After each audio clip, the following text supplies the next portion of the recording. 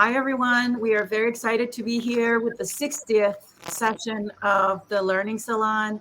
And we are extremely excited to have Yoshua Bengio for this session. As many of you know, Yoshua is one of the I would say, co-founders of deep learning in general, and also a Turing Award winner and a climate activist, which it means a lot to me, and it matters to me that someone that is so leading in the field cares about the climate and the effect that AI has on it. And also, one of the people who have created a very active and vibrant AI climate in Montreal, thanks to Mila and collaborations across different universities in Montreal, collaborations with Microsoft Research. It's been a very, both in terms of individual contributions to science and also in terms of community contributions to science. It's been a very prolific career. So we're extremely excited to have you here, Yoshua. Before you start, I just wanted to remind everyone that the Learning Salon is a forum for interdisciplinary conversations about contentions and bridges between machine and biological learning. So our audience is very interdisciplinary. Some of you are from the neuroscience, psychology side, some are philosophers, linguists, some are computer scientists of various disciplines. And so no question is a wrong question as long as it's presented with evidence and respect. And a gentle reminder that here we don't shy away from disagreement as long as it's respectfully expressed and it's not, disrespecting others. With that, I want to also invite the more junior folks in the audience to ask questions. There is an ask a question area underneath. Please enter your questions there and vote on each other's questions. And if you don't want to appear on screen, because sometimes we might invite you on screen to ask your question, just write ask for me so I know whether I can invite you or not.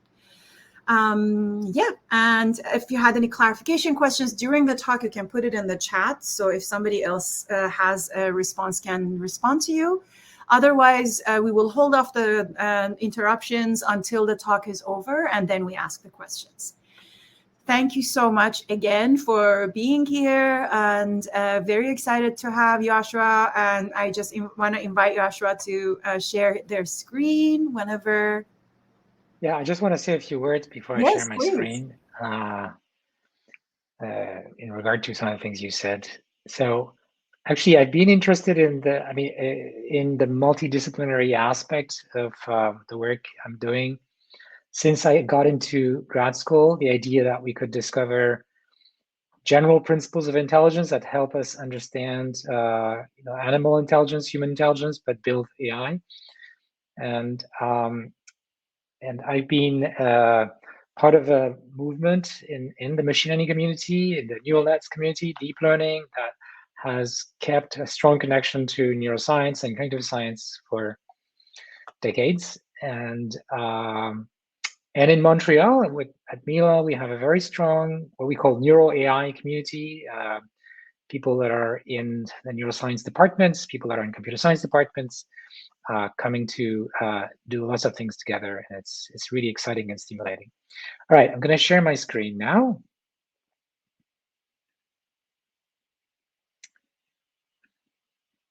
There should work. Perfect. Okay.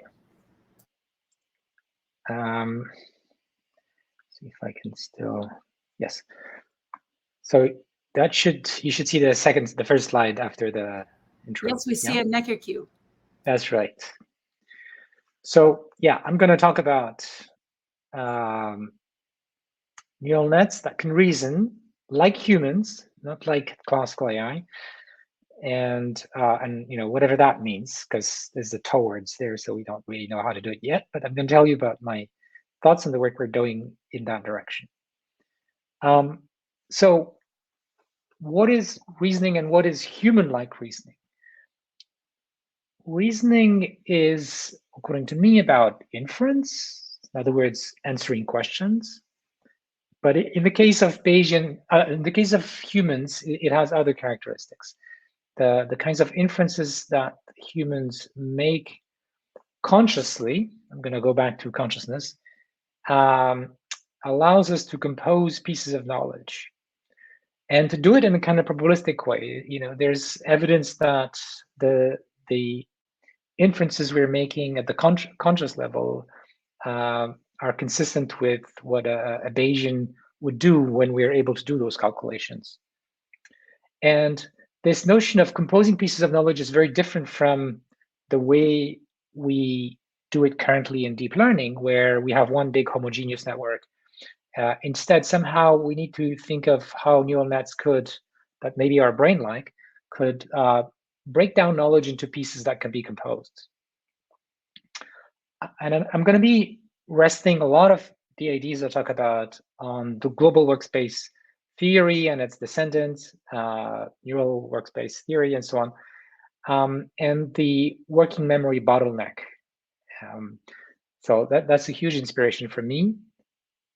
The thing that's interesting about this bottleneck is this is what holds a thought. So I like to think of a thought like a very short sentence with just a few concepts. And it has a structure. It's not just like a sequence of words. Those words are related semantically, and I like to think of they're related in a kind of graph. And also these thoughts arise, they pop up in our mind in a stochastic way. That's why I had the negercube here. You can either see it one way or the other way, and it's kind of random which one. And then, of course, we have a sequence of thoughts, trains of thoughts. But one thing that maybe people haven't paid enough attention to is that even though we can have a sequence of these thoughts, they are utterly insufficient to completely cover all of the latent variables that we could think about. So in other words, our thoughts and the trains of thoughts are incomplete, but somehow we focus on just a few very informative aspects of the world that our brain decides to focus on. Okay, so of course everybody's talking about ChatGPT these days, and I'm going to claim that it's missing a lot of things before we get to human-like and human-level intelligence. So I talked already about reasoning, and I explained why, well, briefly, that we don't have that sort of thing really yet in neural nets, even though we use attention, a form of attention in transformers that are very successful in those models. But we're missing lots of other things. We're missing not just like general reasoning, but causal reasoning, including the causal discovery. We have new relations of cause and effect that pop up to our mind, in addition to be able to reason with causal relations we know about. I already mentioned about the ability to explain, at least at a high level, why we're stating something. And of course, it's always imperfect the way humans do it. And we may expect something similar from machines that have similar kinds of computations. Something that's really close to the heart of many people in machine learning is that current state of the art in AI has trouble in terms of robustness. And in great part, this means generalizing not so well in settings that are far or sufficiently different from their training sets. So this is called out of distribution generalization, which is different from normal generalization, where you have data coming from the same distribution, but a different set of data. Here, we're talking about, learning to drive in North America and then getting in London and renting a car where you have to drive on the left side rather than the right side. And when we're faced with those changes, we do take advantage of adaptation, but we can do it much faster than current machines. And if you just count the total amount of data that current state of the art needs, it's much bigger than the amount of data humans can possibly accumulate. So you would need, I don't know, 1,000 times or 10,000 times more reading, 10,000 lives of human to read to match something like ChatGPT, or I guess this was maybe from the data of GPT-3. Okay, so the hypothesis that I put forward, and that is motivating a lot of my work, is that the cause for all these issues is not like separate things. It's actually one thing. cause is for this gap is we haven't yet sufficiently understood and put in the practice of machine learning systems the kinds of abilities that are associated with conscious processing in humans. So, as an example, I told you about going and for the first time driving on the left in a different country. I guess here it's Australia. So when we are outside of our usual settings, what's going on is that we don't go by our habits, right? Something different is kicking in. We think more about what is going on, and we pay attention, conscious attention, to relevant pieces of knowledge, to reason, to plan, to imagine solutions to the problem facing us. And of course, that's closely connected to the idea of system one and system two. And I loved Dan Kahneman's book on thinking fast and slow, which talks a lot about these things. The way I put it is we have the unconscious sort of computation, and we have the conscious, and the unconscious is essentially everything we know by intuition, and therefore difficult to make explicit. And current deep learning is more like this. And we'd like to bring in the compositional power of system two, which is more sequential, linguistic, that allows us to reason and so on, and where knowledge can be more explicit. But we have both. It's not like one or the other. We have both. And in fact, I will claim that whereas classical AI was trying to do system two by itself and didn't work, we need to have systems that are somehow combining both of these abilities. One of the ideas I proposed a few years ago, I think it's in a 2017 paper that I titled provocatively "The Consciousness Prior," that this bottleneck of working memory, which is at the heart of the global workspace theory, would have a machine learning implication as an inductive bias that forces us, at least at that level of representation, the high level stuff that we get conscious of, forces us to only learn about dependencies that are sparse, dependencies between the high level random variables that are the building blocks of our thoughts. So you can see this in language, like in this sentence: if I drop the ball, it will fall on the ground. I'm able to make a prediction about like the position of the ball using just 2 or 3 other pieces of information. And that's very much unlike what you would expect normally in machine learning. If I'm trying to model a video and I try to predict a pixel given just 2 or 3 other pixels in the same image or the previous image, it's not going to work. You're not going to have very good predictions. But somehow the concepts at that high level have this sparsity of dependency property. In fact, this is part of a larger set of what I now call like desiderata or inductive biases for human-like reasoning. One thing I'll talk about is the separation between the world model and inference machinery. People like Yann LeCun, for example, have been talking a lot about the fact that we need a world model. How is that different from what we currently do? Right now, if you look at ChatGPT or most of these other models, there is just inference that is trained, and it contains knowledge that you would expect to see in the world model, but it's all mixed up in one place. And I'll argue why this is important to separate. So that world model also needs to be probabilistic in the Bayesian sense, and probabilistic period. In other words, there is ambiguity about what is the right interpretation, the right plan, the right theory, and so on. And I like to think of these thoughts, and I'm using now the word statement, like a short sentence that has, or a data structure that represents the semantic, like maybe tree of a short sentence with a verb as a statement. And these statements, think of them as thoughts. And because those thoughts are compositional, maybe there's a handful of words if you want. The number of possible statements is huge, it's exponentially large. And as I said earlier, the global workspace bottleneck prevents us from considering all of the truth values of all these statements, but only a handful and sequentially.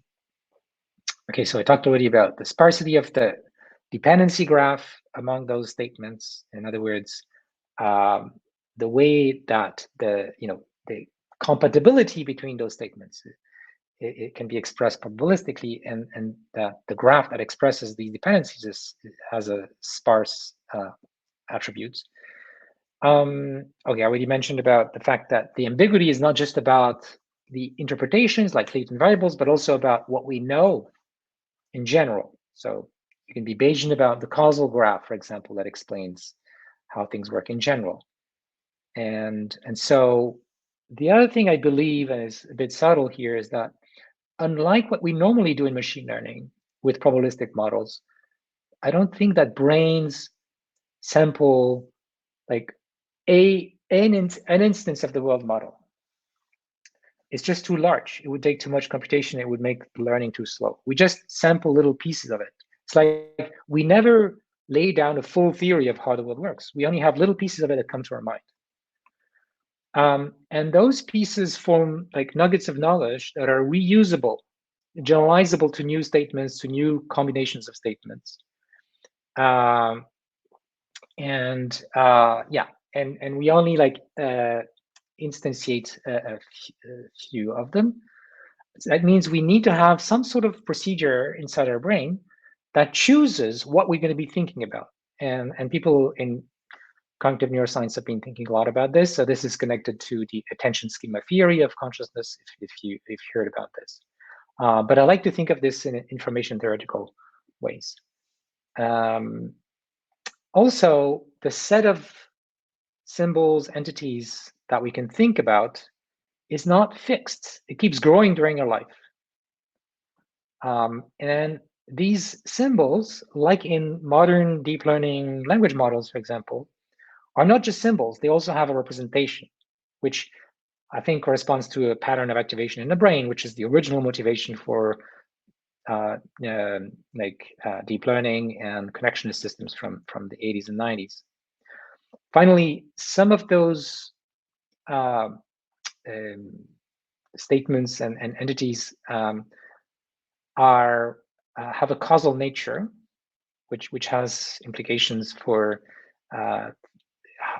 the shape of those dependencies, and the fact that there's a notion of intervention, which is related to actions of agents. Okay, so we've made progress to build deep learning tools to try to achieve that program. And so to do that, we need those neural nets to be generative models of thoughts and sequences of thoughts that can represent posteriors, Bayesian posteriors, over latent variables, explanations, theories, plans, causal structure, and so on. So if you want to learn more about those machine learning tools, you can look at this tutorial I wrote called the GFlowNet tutorial, and there's like already 14 papers there that came out in less than a year, or no, a bit more than a year, sorry, last NeurIPS 21. And let me just bring two more messages. I talked about the separation between inference and world model. And I think there's evidence from biology that our brain is capable of doing some kind of description length compression, and you can see it in working memory. So in other words, if you're trying to remember something that can be compressed because there are regularities, there are repetitions, you can store more stuff in your working memory bottleneck. So we do that all the time, that kind of compression, at least at that level. And from a theoretical point of view, if you're able to create a very compact world model that has a low description length to describe your knowledge of the world, or even like the uncertainty about it, you would, because you have less bits to kind of capture, you would be able to generalize better. This is like machine learning 101. However, there's in general, even with if we know the knowledge how the world works, like the exact inference that goes with that knowledge, in other words, being able to answer questions that are consistent with that knowledge, may be computationally intractable. However, our brains is not doing exact inference, obviously, and it's doing what I think it's doing is amortized approximate inference. In other words, we learn with high capacity neural nets in our system one to approximate the correct answers, correct as in consistent with the world model. And that separation is very powerful because it means that although the world model needs to be as compact as possible and has as few like free bits as possible to generalize better, especially out of distribution, the inference machine can be as big as you want. It's only limited by how much computation is available to train it, because it can be training itself not just on the real data, but also, if you want, on hallucinated data that's some consistent with the world model. So this is very different from current deep learning, which confounds the two things. You have one neural net in ChatGPT, and it contains the knowledge and it does the inference. It answers any question. Okay.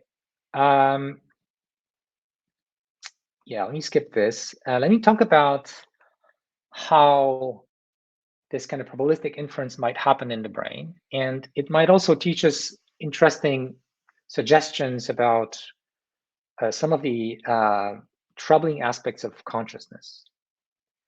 So it's well established, of course, that the brain is a dynamical system, but maybe what got not so much attention is that if the brain dynamics is contractive, and it doesn't have to be the whole brain, it could be any subset of neurons.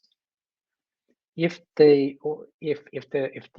dynamics is contractive, which we can see by neural recordings, there's a kind of convergence going on while you're becoming conscious of something. Then this dynamical system is going to have attractors. Think about like attractors in Hopfield nets. And what's interesting is that these attractors form basins of attraction that create a partition, a discrete partition of the state space. In other words, you're either in the basin of attraction of one attractor, or in the basin of attraction of another.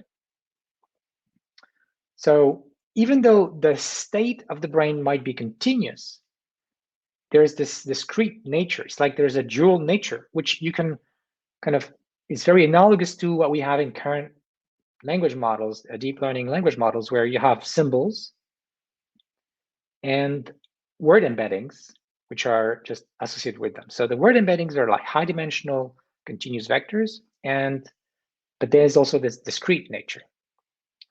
It's just two faces of the same thing. And interestingly, in a dynamical system like this, the number of these attractors, that's discrete, is discrete, but it can be exponentially large. And the brain is big, so it's going to be exponentially with a big number. So we have like huge capacity for the number of thoughts we can have if these thoughts correspond to attractors. And there's a lot of evidence for the sort of thing I'm talking about, and the connection to working memory and short-term memory. So for example, that conscious states are sustained for some time. If they're not sustained at least 100 milliseconds, for example, it doesn't get into working memory, and it doesn't get into short-term memory.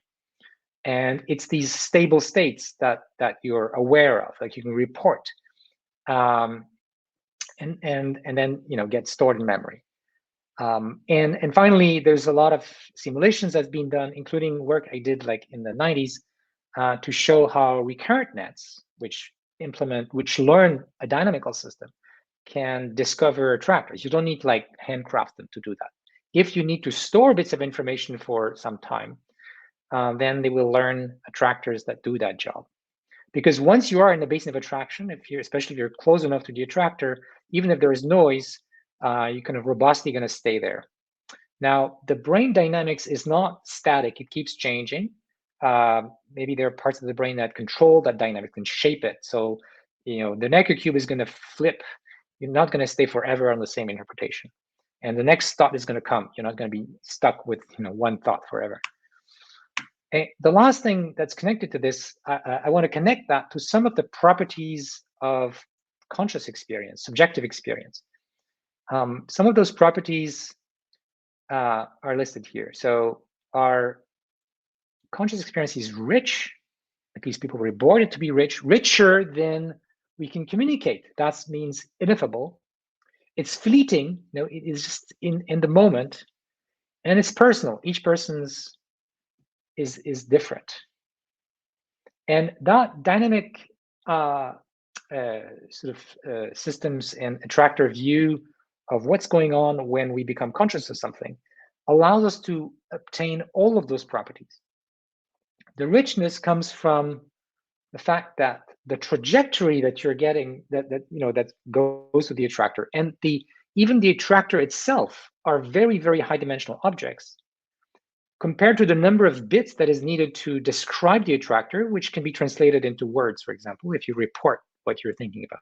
So there's a huge gap between the number of bits that are sufficient to report the attractor ID and the actual state, like corresponding to that attractor, and the trajectory to get there. And the trajectory to get there is fleeting. It lasts 100 milliseconds and it's gone. The only thing that's left is the ID of the attractor, sort of the discrete part. At least that's the theory, of course, that goes into short-term memory. And of course, it's personal because that dynamical system is different for each person. It depends on all our synapses. And depending on our experience, the meaning of, say, a sequence of words, the discrete part, is going to be different for different people, because really what matters is it's like the difference between having just the symbols and having the embeddings for those symbols, right? So the meaning of those symbols is encoded in those very high dimensional vectors. If you only have the symbols, then you're not really sure what the person means. So and it's going to depend on your experience, of course. I'll stop here. Thank you so much. There are already some questions that have been in the chat, and slowly, as people put on questions, maybe we can go back and forth to the slides as well. I think just to start off, a number of people in the chat and in like DMs and everything are saying that they're not sure what it is meant by world model, and also what it is meant by inference, like which kind of inference. So maybe you'd like to tell us a little bit about this. Yeah. Well, what is a world model?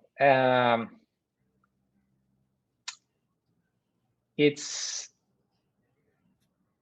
things you know or have some belief over, because it doesn't have to be like hard facts. And some of it may be expressible in language, some may not. But the way I like to think about it from more formally is when you instantiate a particular world model. So there's going to be a distribution of our world models that somehow we have. But when you instantiate a particular world model, think of it like a theory of a particular aspect of the world. That can be expressed as a factor graph. It's the most general form of graphical model, where the nodes, the variables, represent statements that can be true or false. Like, this variable took this value, or something that could be general, like cats or mammals, or something that is not so easy to put in words, like a scale, like I know how to bring a glass to my mouth. And these pieces of knowledge are related to each other in this factor graph, so that their compatibility, which can be quantified as a potential functions or energy functions, that relate different statements like this is quantified by these little functions. So that's a world model, and then there's a distribution of a world model. So it's not like we know things for sure. Well, what we have implicitly, because it's too big to be ever instantiated completely, is a generative model that can sample little pieces of that world model according to the Bayesian posterior, or an approximation of it, obviously, given our experience. So given our experience in the past and now, we can sample pieces of that world model, which includes things that are like interpretations for things that are currently going on, and interpretations for lots of things that happened in the past, which you can think of like theories about how things work. So that's world model. Now that I've tried to be like formal about what a world model is, at least one way to formalize it, a inference is precisely this procedure that allows to sample some of these statements given things you've actually observed, your experience, maybe in the moment or in the past, and then of course use that to take decisions in the world. But the inference part is just like a probabilistic sampling from a conditional distribution, which we call a posterior distribution, over the things you're not sure of, which are the kind of world model is how all these potential statements are related to each other and compatible with each other and have some kind of probability of being true. And the value of those variables, is this true, is this false? These are latent, and you can do inference, meaning you can sample them, and ideally in a proper Bayesian way. I don't know if that's clear enough. So to maybe translate in simpler words, maybe. No, just to translate it to those who are maybe in the audience are from a more cognitive or neuroscience background. Yeah. So your notion of world model seems to include a number of different kinds of kind of knowledge systems in the brain, including episodes or episodic memory. It seems to include procedural knowledge because you included motor skills in it. Yeah. It seems to include also semantic knowledge, like, Paris is the capital of France. And then it seems to include also autobiographical memory, which is what was my particular instance. And so all of these you are putting together in this concept of world model. And I'm guessing that's something that actually in this whole format doesn't exist in AI yet. I don't know of a model that has all of these. Yeah, I'm working on it. Perfect. Yeah, no, that's beautiful. Well, it exists in AI if you do it on a very, very small scale. Yes. Yeah. So we have classical methods in like graphical models. Yes. That allows us to do these inferences, like MCMC methods, but they don't scale. Yeah. Or you have variational methods that can scale, but they make too strong approximations and they have all kinds of problems. So I talked about GFlow nets, and these kinds of methods that, as I said, we started working on about 2 years ago, and the first paper was last NeurIPS 21. Opened the door for doing large scale approximate inference that's very flexible. In other words, you can represent very rich posterior distributions over anything, including not just vectors as we usually do in deep learning, but any kind of data structure. So the first paper shows how you can use them to sample molecular graphs, for example. And another interesting paper last summer was about how you can sample causal graphs. But yeah, the general idea is there's a kind of universal approximation theorem in the sense of inference. It says if you're willing to have these neural nets be big enough and train them long enough, they can approach as much as you want the exact inference. Of course, in practice, you have limited compute power, so it's going to be approximate, but it's reassuring. It's important to know that the more capacity we can put in that machine, the better it will be at drawing inferences of all kinds. And that's independent of how much actual data you experienced. So if you're in a new situation and there's not a lot of data about that new setting, you want to do the correct Bayesian inference because otherwise you're going to be overfitting. And if you only pick one interpretation, like one world model, you're likely to be confidently wrong, which is one of the problems with ChatGPT. It's going to state things with a lot of confidence that are wrong. I mean, sometimes they're right, sometimes they're wrong, but that's not what you want. If there is ambiguity, then the machine should be able to sort of either say, I don't know, or take a conservative kind of action that's going to be safe, for example. And that is not what we have right now. That's actually very helpful. So you had some references from David Sosillo and others. Something that they have shown is that when they train these kinds of multitask networks, and you look in the sort of the inner representations, latent representations, you find a kind of an interesting modularization of those representations to a point where they could do lesion studies compared to lesion studies in animals, where they would knock out one part and that particular aspect of the tasks that's related to that would get kind of damaged. Do you think, similar to human brains, once we have this kind of fuller picture, there will be some kinds of a modularity in the final system, or you think that's not necessary? I don't know. So I've been working on modularity in neural nets for many years now. But to be honest, the thing that really matters is compositionality. Absolutely. How it's implemented physically isn't completely clear to me, like in the brain. And maybe we'll implement things differently in machines. So in a machine, it's very easy to have like a vocabulary with word embeddings for these concepts and just grow it as needed. I don't think at all that's how the brain does it. The brain has a fixed amount of hardware, can't grow that really in a significant way. But what it can grow is the number of attractors. So for the same big neural net, maybe when you're young, it doesn't have many attractors because it doesn't know many concepts.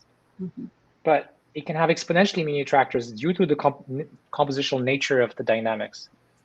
And you can basically learn changing those weights to generate new symbols that did not exist before, and then compose them to create new thoughts. So yeah, I don't have like a very clear answer in my mind about how modularization takes place, but clearly something like this must be there, and both in brains and in machines that will need to reason. That makes sense. Another thing you highlighted was consciousness in a number of your slides. And Bernard Bars I thought philosophers would like it. Yeah, we do have some philosophers that we hope to have on screen later, like Rosa.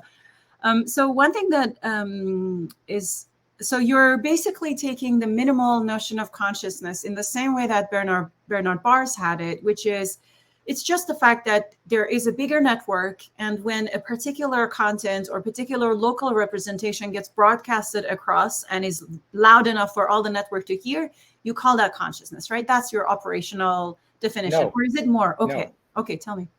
So my last slide, I think, was about the properties of subjective experience, which global workspace theory says nothing about. Yeah. So ineffability, richness, subjective, like personal aspect, and fleeting nature of that experience. All of those four properties come out naturally of this dynamical systems view. And I can explain more each of them. And nothing about that is coming out of the global workspace theory. But I'm taking the global workspace theory and saying, if we implement this bottleneck through this notion of attractor dynamics, then we get, as a freebie, these properties of subjective experience. And this is not incompatible with other theories of consciousness, like the attention schema theory. In fact, the attention schema theory, sort of something related to this, would fit naturally to help decide what statements we should focus on. So there are kind of like two kinds of inferences going on. There's a traditional probabilistic inference, that is to say, is this statement true or not with what probability given other statements that I have chosen, thought about. That's like the normal thing we do with probability theory and graphical models. The truthness of something. And then there's like, which statements, like which thoughts should I be having? That's a selection, which is more like an attention thing. And you would have competition between all the possible thoughts. You would have cooperation between the different parts of the thought, just like Bernie Barr's proposed. But what I'm trying to say is, what I've talked about, I think, can bring together several aspects of consciousness that have been discussed in the past, including by people like Dan Dennett. So these four properties, for example, but in a way that I think can have a natural biological implementation, connects with the global workspace theory, connects with this notion of attention to choose what we're going to be thinking about, as a separate model from the world model. It's like there's, in addition to the world model and the inference machine, you have this attention schema that decides, what's going to bring me more reward or more information if I'm a child acting in the world. Which thoughts are going to like somehow tell me the most bits about all the other thoughts that I don't have time to have. That's very interesting. So where does the qualia come from? The experience of that what is the qualia. I didn't use that word, but subjective experience equal qualia. But how does it come across? Because I think that's what people like. Okay, so I qualia, subjective experience. I prefer subjective experience, but anyways, has these properties. So let me go back to them. Richness. So we feel that somehow when we experience consciously something, it's something very rich, much more than we can communicate. And so the much more than we can communicate is the ineffable part. And in the theory, so these two things are connected. I mean, it's just two sides of the same coin. This comes out of the attractor theory of consciousness through the fact that the attractors are discrete and continuous at the same time. The part that gets translated to words and probably stored in short-term memory is the discrete part. It's like the ID of the attractor. I mean, it's still an exponential number of possibilities, but it's discrete. So it's very few bits compared to the actual pattern of activation corresponding to the attractor. So the attractor is a pattern of activation in the brain, which in some context, like what I'm currently seeing and my short-term memory and my long-term memory and my goals and all that, in that context, some attractor is going to dominate, or maybe there's a choice between many attractors, and stochastically there's going to be a choice. But that is just a pattern of activation in the brain, which is huge. It's like, how many neurons are active to that represent that fixed point attractor. It's maybe in the billions or maybe every neuron, probably not, but so it's a huge dimensional vector. So there's a big loss in terms of information theory. So we wrote a paper that goes into the details of this, and with an information theoretic point of view. It's on arXiv. And there's a big loss here in number of bits between the continuous high dimensional rich description, which is what you actually feel in some sense, because that's the state of your brain, and the discrete kind of representation of it once it gets stored in memory and communicated in words. And so that's the ineffable and rich aspects. As to the fleeting aspect, it's because you the dynamics doesn't get to the attractor in one shot. It takes at least 100 milliseconds, maybe 2 or 3 or 4. And so you go through a trajectory. Now, by definition, an attractor is losing information. That's why you have that reduction from a high-dimensional space to a discrete space that's much smaller by definition. So, which means that many trajectories arrive at the same attractor. And which particular trajectory got you there is a fleeting thing. It's only you only have that experience when you experience it, and then it's gone. When you recall something from memory, even like just a few seconds or minutes ago, you've lost that. You can't recreate the same trajectory that went through your brain. There's going to be another trajectory that maybe leads to the same attractor when you kind of recall that attractor, but you can't redo the same trajectory. So that experience is fleeting, it's just in the moment, and you can't redo it exactly the same. Mm-hmm. And of course, it's personal because it depends on all the weights of the system. Mm-hmm. If the weights are what determines the dynamics, and that personal aspect comes in interpersonal communication, because if I'm going to be trying to share my experience, and you have different weights in your brain, I can't. And depending on my experience, the semantic associations that are encoded in that dynamical system are going to be different. Mm-hmm. Now, if we are brothers and sisters, probably we'll be closer. If we're twins, we're even closer. If we speak the same language, it's going to be better than if we don't. If we come from different cultures, it's going to be, and so on, right? So all the usual things. The more we share about the properties of our internal dynamics, the more the same attractor means the same thing, or the same ID, which can be translated in words in some way, means the same thing. But the meaning is encoded in the weights, and that is something completely personal. So that depends on your whole experience. Do you think GFlow nets experience something like there is a subjective experience to them, or is that GPT? Because I don't think we are there yet. No, we haven't implemented.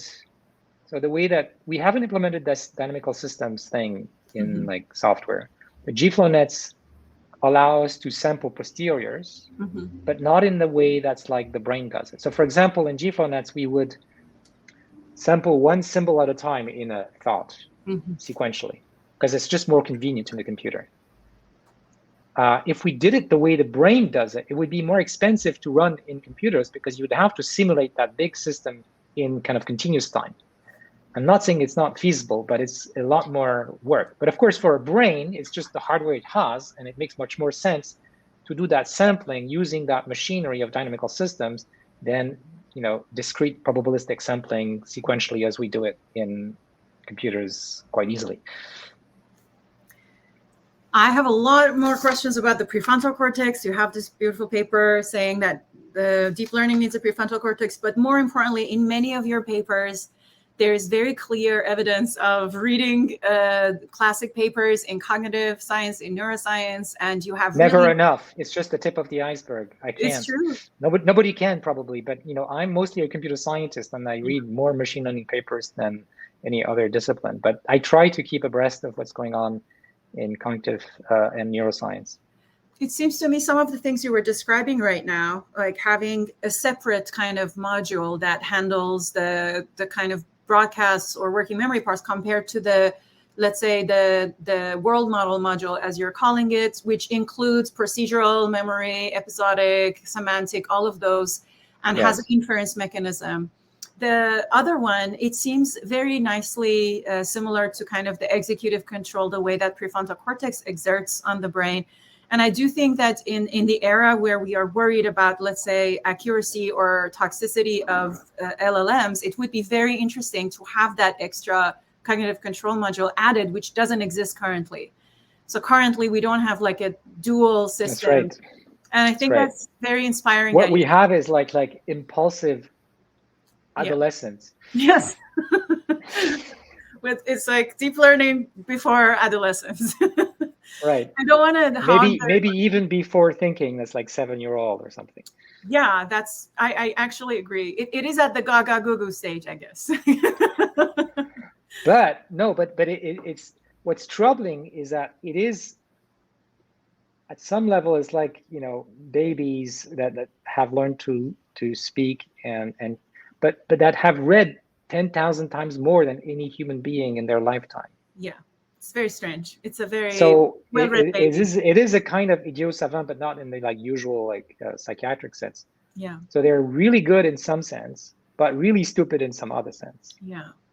They're also not grounded. The knowledge, there's Well, of discussions course. about grounding, and there's three Yes. ways in which there is discussion of grounding. One is with the simulation of physics, which is very expensive in most cases. Another one is with affordances, so that every concept or semantics is grounded in the notion of what is afforded to do. So it combines representation and policy a little bit more in the grounding. And then the third one is with memory. At least these are the three grounding things that I've heard in terms of, or read about in terms of approaches to LLMs. And the memory would say, at least I'm going to ground it in my memory of interactions with humans. It's interesting that currently there is not a unified way of grounding LLMs either. And it seems to me that perhaps the combination of the system to these LLMs will allow them to ground things in a more reasonable way as well. But they will need something more than texts. Yes. That's the like number one thing. Yeah. Thank you. I don't want to take too much time. I can ask forever questions. So I'm just going to say, John, I think you've been eager to ask a couple of questions. So I think we'll go to you next this week. Yeah. So Yoshua, you know, I don't think I've seen Ida be as uncritical as she's been today. She seems to have thought everything was fabulous. You know, and I mean this, and it could be for me, I'm so completely unconvinced by what you've said that I'd like to sort of go through it. You start very interestingly about towards large neural networks that reason like humans. You use the word human in lots of places. Because it's a big inspiration for me. Yes. And you start by talking, you know, that ChatGPT doesn't do human reasoning.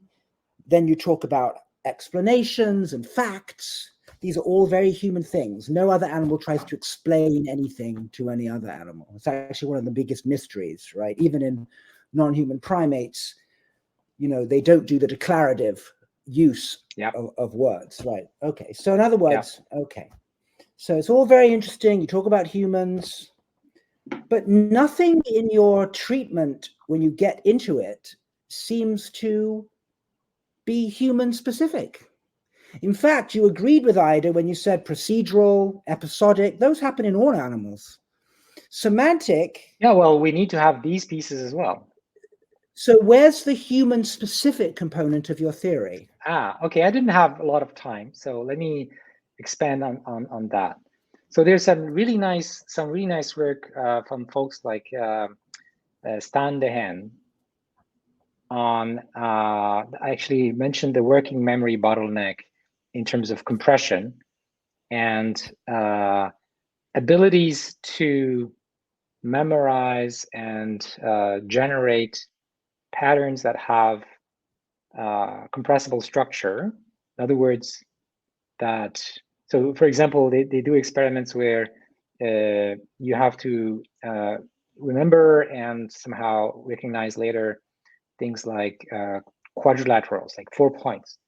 And the monkeys will take as much time for a like random quadrilateral versus a square or a rectangle.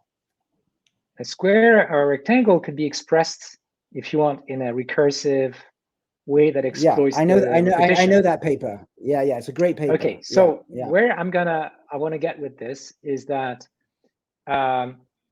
something probably unique to humans, but I think this needs more work in biology, is this ability to create new sort of symbolic entities, like think of like new definitions. So in order to do repetition, you need to identify some, like think of a function you're going to be called multiple times. So you need to define it.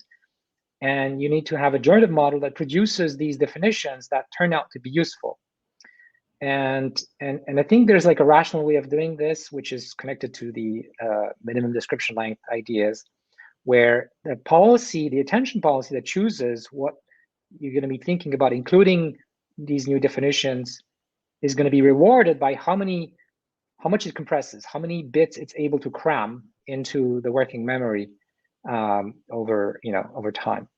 And so we could learn the kind of imagination machine that generates pieces of theories, which include these definitions, these new concepts. And once a concept has been used once, then it becomes easier to use it.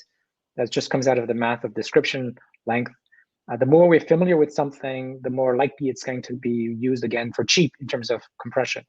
So I think there's lots of ideas here from lots of threads in AI and information theory that can be exploited to suggest how brains and machines could learn to generate new pieces of the model, new concepts that did not exist before, because they're somehow helpful to compress the actual observations you have.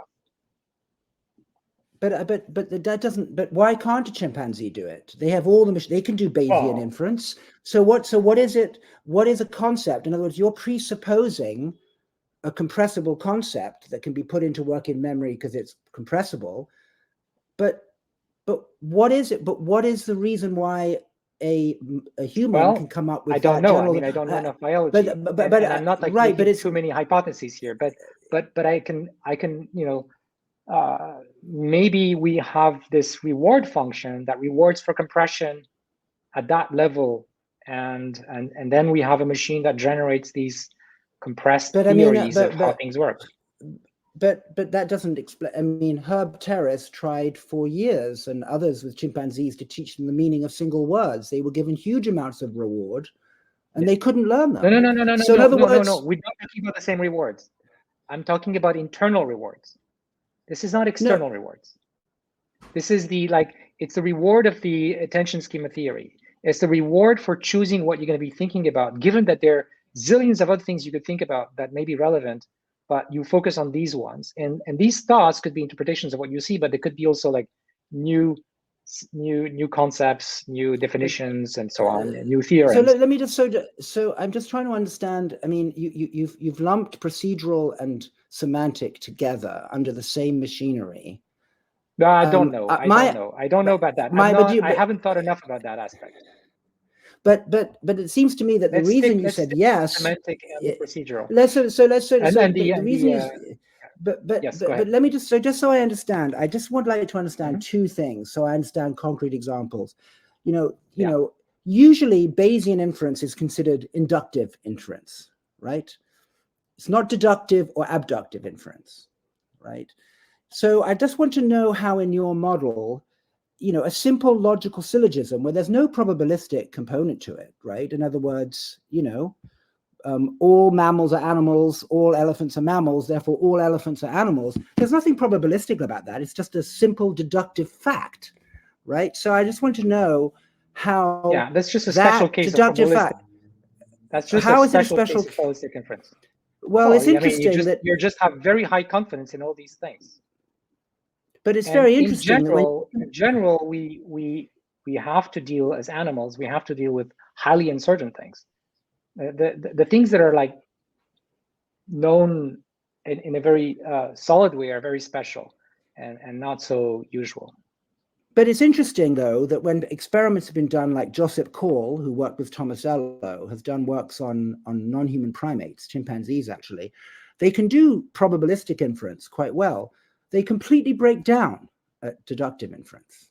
So if it's just a special case of probabilistic inference, they should be fine on deductive inference, but they're not, right? So in other words, they also can't learn the meanings of single words, right? So I'd also like to know, in your framework, you showed very nicely the word ineffable.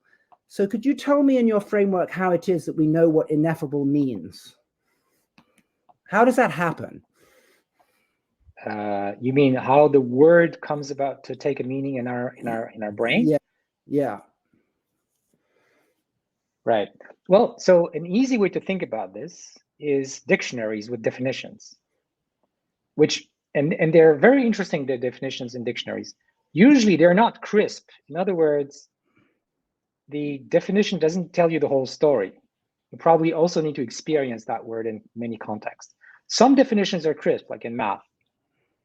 But for the most part, words in the usual like English dictionary are not crisp. So what happens is somehow we come up with new concepts. And maybe initially they don't even have like a wording, but they might still exist in our brain as attractors. It's not necessary in what I'm talking about that every one of these symbolic attractors, I mean, I say symbolic because they have a discrete nature, has words attached to them. But of course, because we are linguistic animals, we like to translate our thoughts into words, and that's like the language part of our brain. But how these new attractors come about. So think about the thought that defines a new concept as a new attractor that did not exist before, and that has like sprung to life simply by the randomness of the Bayesian posterior machine, because it is non-parametric. It is allowed to create new attractors, and the content here might be the thought or the sequence of thoughts that correspond to a definition. And now if you reuse this, it's going to get easier to use, and so on. And the machine that gets internal rewards for having generated that is going to get rewards if that definition gets used, if it's useful for something. But or if it explains a bunch of other things you've already done in the past, you've already seen. But you're using the word attractor and you're just saying there's the concept of ineffable, or again, non-human primates can't even really understand what on or put mean, right? But I'm just trying to understand. I can do Bayesian inference on the position of my hand implicitly by taking, a prior plus my current sensory information, and then I do the posterior on an estimate of the position of my hand, and I can talk about attractors. And then I could also talk about attractors about the word ineffable or the word concept. Yes. If I just say it's an attractor for position of my hand and an attractor for the concept of concept, where's the difference? In other words, why is it that humans can have concepts of concepts? Humans and primates, non-human primates and rats can have a position of their hand in space through Bayesian inference. Well, what's special about humans having an attractor that has semantic content? What's the difference? Where is the difference that makes a difference? So I don't know enough about other species. I'm not a biologist, but I'm going to tell you the same thing I told you already that fits with what I read from Stan the Hen, which is that we have an internal reward for creating abstractions that allow to compress the data we've seen, and that maybe monkeys don't have that. They might have other good things to make. You can still make Bayesian inferences, but if you don't get rewarded. Okay, so let me here go back to something I said. There are two kinds of decisions that are being taken. One is sampling from posterior distributions, like is this statement true or false? With what probability, given some other statements, given my experience. So that's like normal Bayesian inference.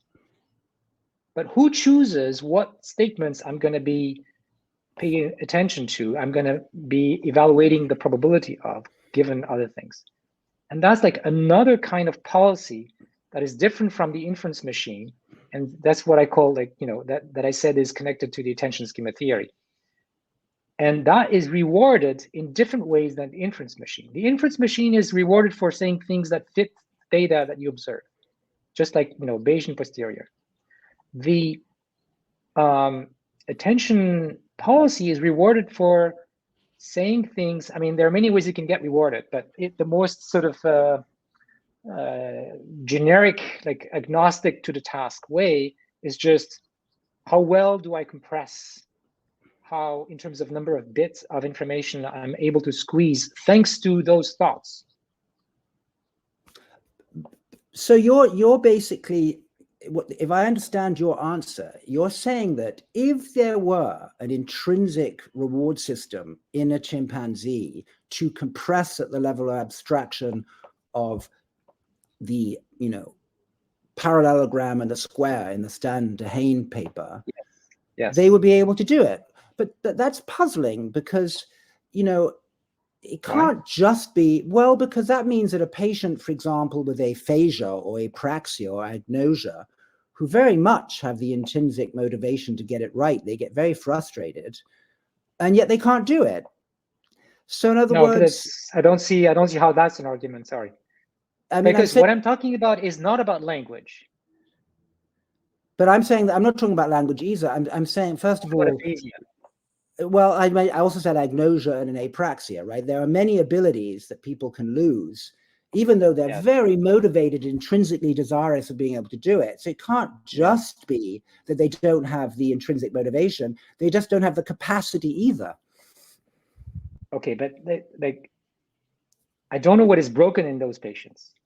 But it's not motivation. But it's not motivation. And the thing that I'm talking about is not motivation either. It's separate from motivation. If you want, it's like a special kind of motivation. Think of it like, so when I do research, I get these jolts of pleasure when I understand something new, eureka, and I kind of see the solution to a problem. It's like there were a lot of pieces of the puzzle that I didn't know how to fit together, and suddenly I see how they fit, which means I can compress things a lot better and I get pleasure.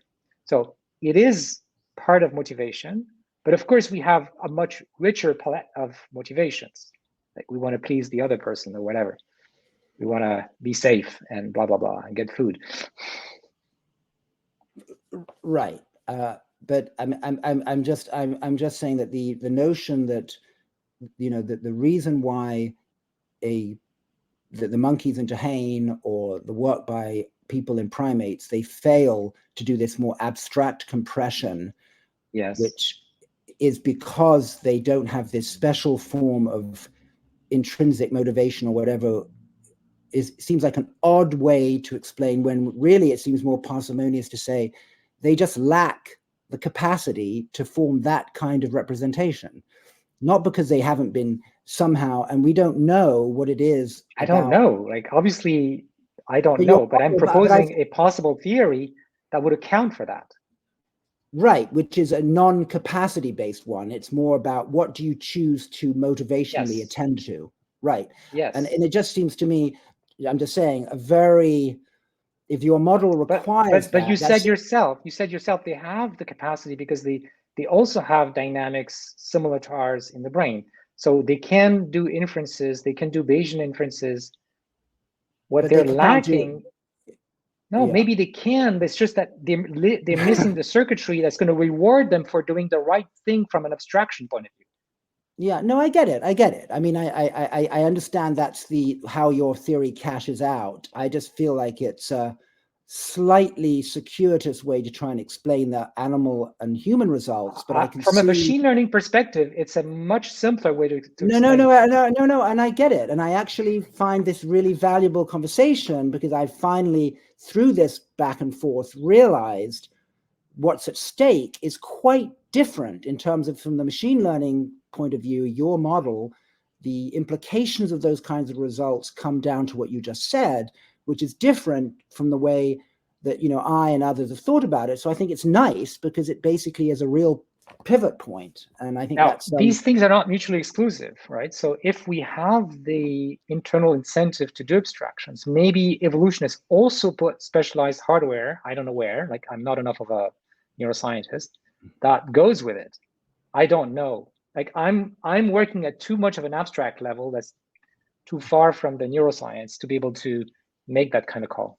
But you do agree then, if I understand it, that one could have ambiguity in so much that you could sometimes have the deficit, and it could either be with the specialized abstraction hardware that went along with the intrinsic motivation, and sometimes we're going to have trouble. And if I understand it, your model is more of the former. You don't have a model of what the abstraction machinery would look like. Yeah, my model is very abstract. Yeah. The only neural part is that, it's all a big dynamical system. but really it doesn't say a lot about the details of this. Also, the nice thing about the GFlow nets is that it tells us how that dynamical system could learn. So in other words, I can sort of sketch how gradients with respect to some loss function could be computed so that the dynamics would do the things it gets rewarded for, which is either correct inferences or like information theoretical compression. Can I make an attempt at like maybe a sort of a translation that's between the two worlds? John, see if this makes sense to you. I think what Yoshua is saying does make sense about some of the goals also in cognitive neuroscience, especially when it comes to higher level representations, because the point is that there is some kind of a homeostasis, some kind of a whole thing going on within the representations inside the brain itself. And what are the rules of the interactions of those representations with each other, or the way those representations are organized and arranged within the brain, and how that kind of relates to the capacities of the animal, which could be human or it could be other animals. So for instance, if every time that I learn a task, I learn everything from scratch, I cannot reuse the common components of the different tasks together. But if my brain rewards finding common components and abstracting them, then the first component of finding a red object in the room is going to be the same, whether I need to sell that red object, count the red objects, I don't know, buy them, throw them away, whichever it is, you can have at least one component that is in common across them. I think something that Yoshua says is very interesting, that maybe some animal brains are less doing this internal kind of housekeeping of their representations of abstraction compared to human brains, at least at lower levels. So that might kind of be a hypothesis, testable hypothesis, even in neuroscience, of what would be the reason humans can do so much more levels of hierarchical tasks. And some other animals. For instance, we know that some particular kinds of birds can do multi-step planning as well, in spite of the fact that they're not very similar. So one hypothesis would be that those birds also, in their sort of internal representations, you will find these kinds of abstractions perhaps. But what I'm trying to say is not suggesting that this is the case, but I'm saying that the hypothesis Yoshua is providing, I think it's potentially testable or similar to some hypothesis that we have in neuroscience. Yeah, I mean, but just to be clear, I mean, if someone said to me, John, the reason you can't see infrared or ultraviolet is you don't have the internal reward system that wants you to, it would be a very odd thing to say. I simply cannot see ultraviolet or infrared.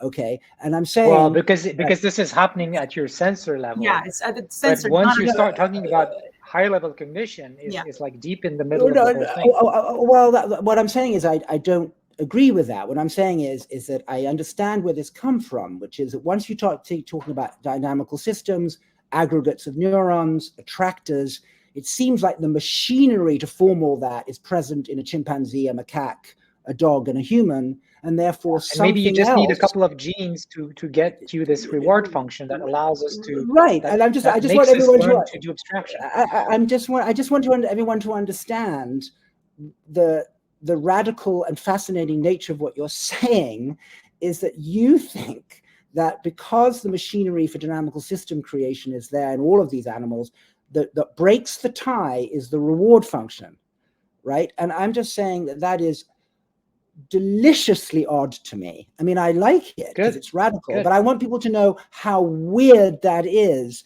And okay, but I can tell you it's not weird if you're like a machine learning person.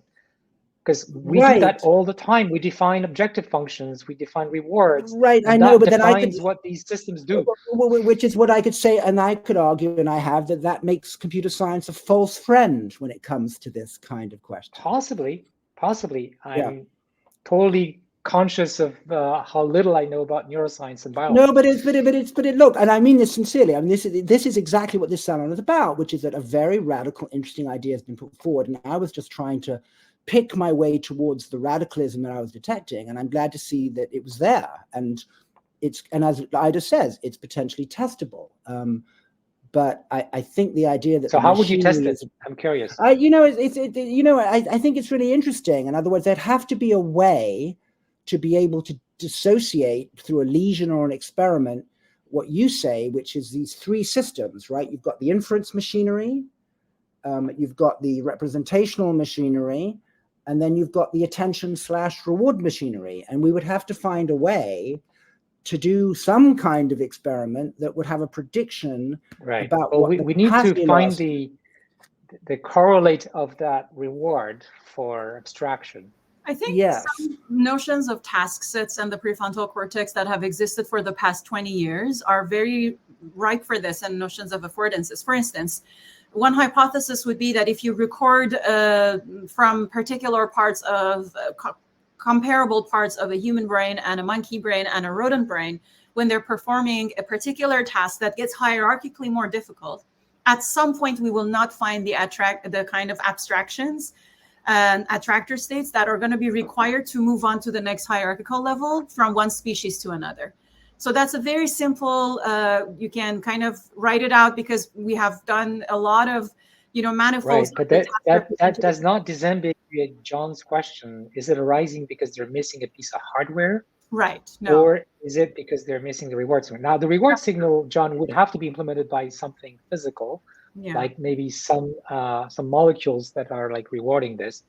And let me just say why I think, and let me just explain, because, I'm not here to be disagreed, is it's very interesting that when you look at human specific abilities, right, the ability to imitate meaningless gestures, the ability to do quite complex mathematical calculations, and language, all of which are abstractions at the level that Stan would agree with and you would agree with, is they dissociate. In other words, you can keep one form of abstraction and lose the other. Now, if it were just the reward for abstraction, then why dissociate if people with the diseases or something? They do. So in other words, if the ability to abstract were really in the reward, then why would you lose some abstraction abilities and not others, unless it were in the machinery that was specific to the abstraction? No, but these things have like specific areas in the brain. So you could just maybe have a problem like going on with that area. And then but I'm saying that do anything for the others. But that would be the abstraction machinery, wouldn't it? No. This would not be the abstraction machinery. It would be the instantiation. Remember this? There's a modularization to all this as well, so that the abstraction gets you to learn to do inferences about particular topics. So the inference machine and also the abstraction kind of generating thing, the attention thing, they don't have to be completely generic. In other words, if a part of my brain learns math, then I'm good at math abstractions. It doesn't necessarily make me better at music. But the reward, but being rewarded. But if the thing that breaks the tie is being rewarded for abstraction, are you saying that the reward for abstraction, there are different rewards for different kinds of abstraction? No, I'm saying that the way that the brain implements it seems to have these localized, regions of expertise, and that could easily explain why you lose some abilities that require abstraction and you keep others, and the reinforcement signal that encourages abstraction stays there. It's just that now this whole area is somehow damaged. But that sounds like an area. I'm really puzzled. You're saying that there is an area that is specialized for a particular form of abstraction. I don't know that. That goes beyond. I don't know that. Yeah. I don't think that's what Yoshua was saying. But John, let me put it like this. I say there's a signal. There's a reward signal. How it's coming along, I have no idea. Imagine, John, like 3 different tiers of this work. Like tier 1 is we're just going to define certain hierarchical levels of tasks that we know what's the level of abstraction required to solve them. And then you can test across rodent, macaque, and human to see first, whether they solve the task in a generalizable way, and second, whether the neural representations correspond, the manifold of neural representation corresponds to those abstract states. That's like the most benign thing that can be done right now. The second thing is you can implant a rodent brain, and whenever there is some kind of abstraction that is learned, like really amplify the reward signals in the brain. I don't think you can do that, because that reward is a complicated quantity that we can't measure from the outside. So it depends on the world model. So I didn't explain where this reward comes from. At least from an information theory point of view, it corresponds to some kind of mutual information. And that mutual information corresponds to, it requires some estimation of log of conditional probabilities. And these conditional probabilities are computed by the inference machine. So the inference machine, like the Bayesian inference machine, can compute these quantities. And then these quantities are combined to compute the reward for the attention abstraction compression policy.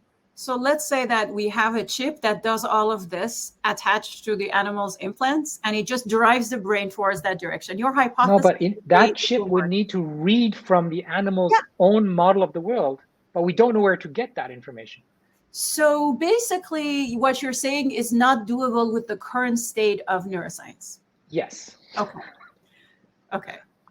Because you are. We could do it in AI. Well, I mean, to the extent that I understood you, we don't have an AI with the notion of world model you were talking about yet. So, no, but it's not so far off. Okay. So once we have once you have the math, then so here is the thing that I don't get. Like currently we can read like from many neurons simultaneously in rodent brains. So if we can read the world model from the weights in AI, why do you think we cannot study?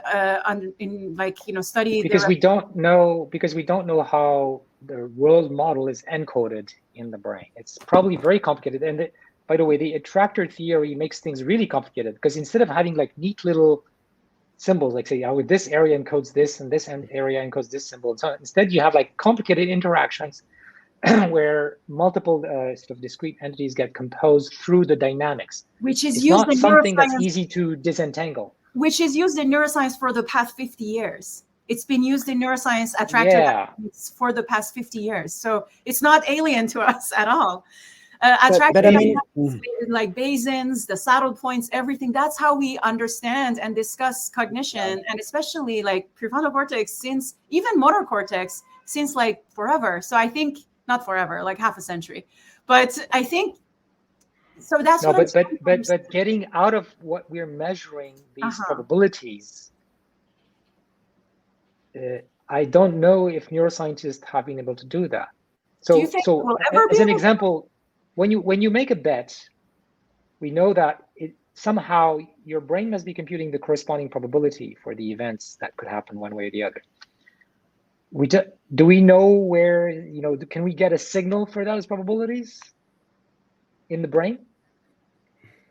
If there have been some attempts. Maybe that would help. Yeah. There have been some attempts. In dorsal premotor cortex, before, a distribution of reach directions before the final reach direction. But, it's interesting, just for my final comment is that as much as you've been inspired by, Kahneman's system 1, system 2, and then the ability still missing through empirical observation, you had a list at the beginning of your talk, it does sound as though the computer science inspired model that you've come up with, if I've understood your statement a few statements back, is not actually currently provable or refutable with current neuroscience, it seems to me. So in other words, you tell me, I'm not enough of an expert. No, it's not expert, but you seem to be saying that it's quite difficult right now to break the tie. No. I was addressing the particular suggestions to try to provide this reward signal for abstraction to monkeys, and I just said I think it would be very difficult with our current neuroscience knowledge and tools. But there may be other things that can be testable. But like, I'm not enough of an expert. I would need to collaborate with people who know better, and that we had a lot of discussions to try to find testable, experiments that can test some of the aspects of these theories.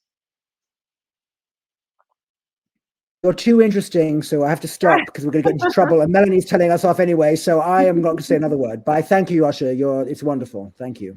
Obviously, thanks. John, you're going to stand by and interject later again. So I'm just going to ask Melanie, and while Melanie's asking her question, I'm going to invite Rosa so that we can slowly move on to the questions as well. Melanie, take your time. Like we have been. No, I have a few questions, but I realize there's a lot of interesting questions from the audience. So I'm just going to go back to language models for a moment, just because they've been in the they've been in the conversation so much, and people are asking me about them all the time, and I really want to hear Yoshua's take on it. So I guess the first question, in one of your slides when you were distinguishing system 1 and system 2, you had the term non-linguistic attached to system 1 saying current DL, linguistic attached to system 2 saying DL 2.0, but if we look at language models, aren't they doing linguistic stuff? So just to clarify, how can you clarify that? Yeah. They are doing something linguistic, but not in the way that I think humans are doing it.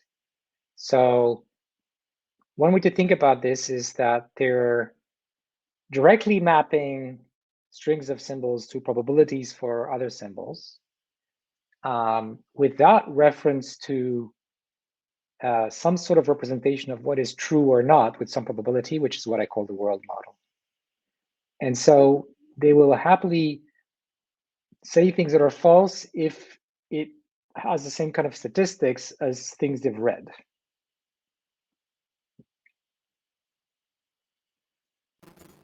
Okay, I'm sorry, is my mic doing weird stuff?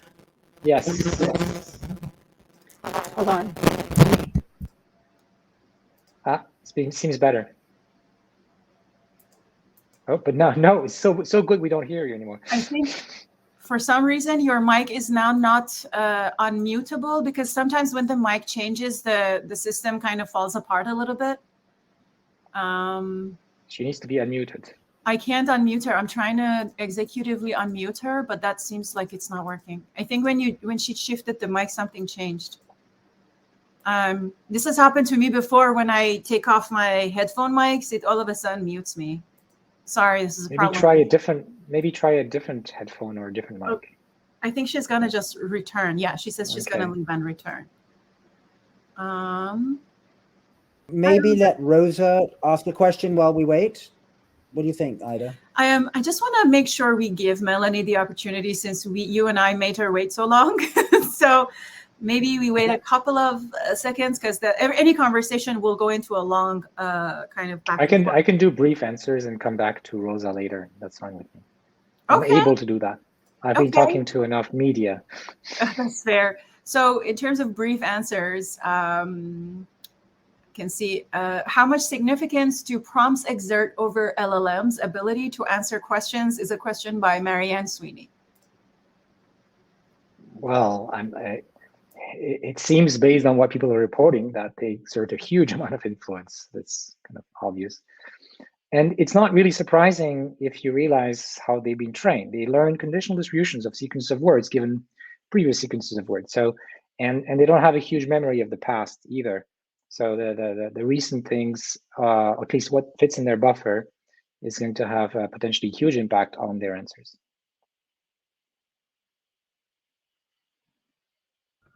Melanie says she's back.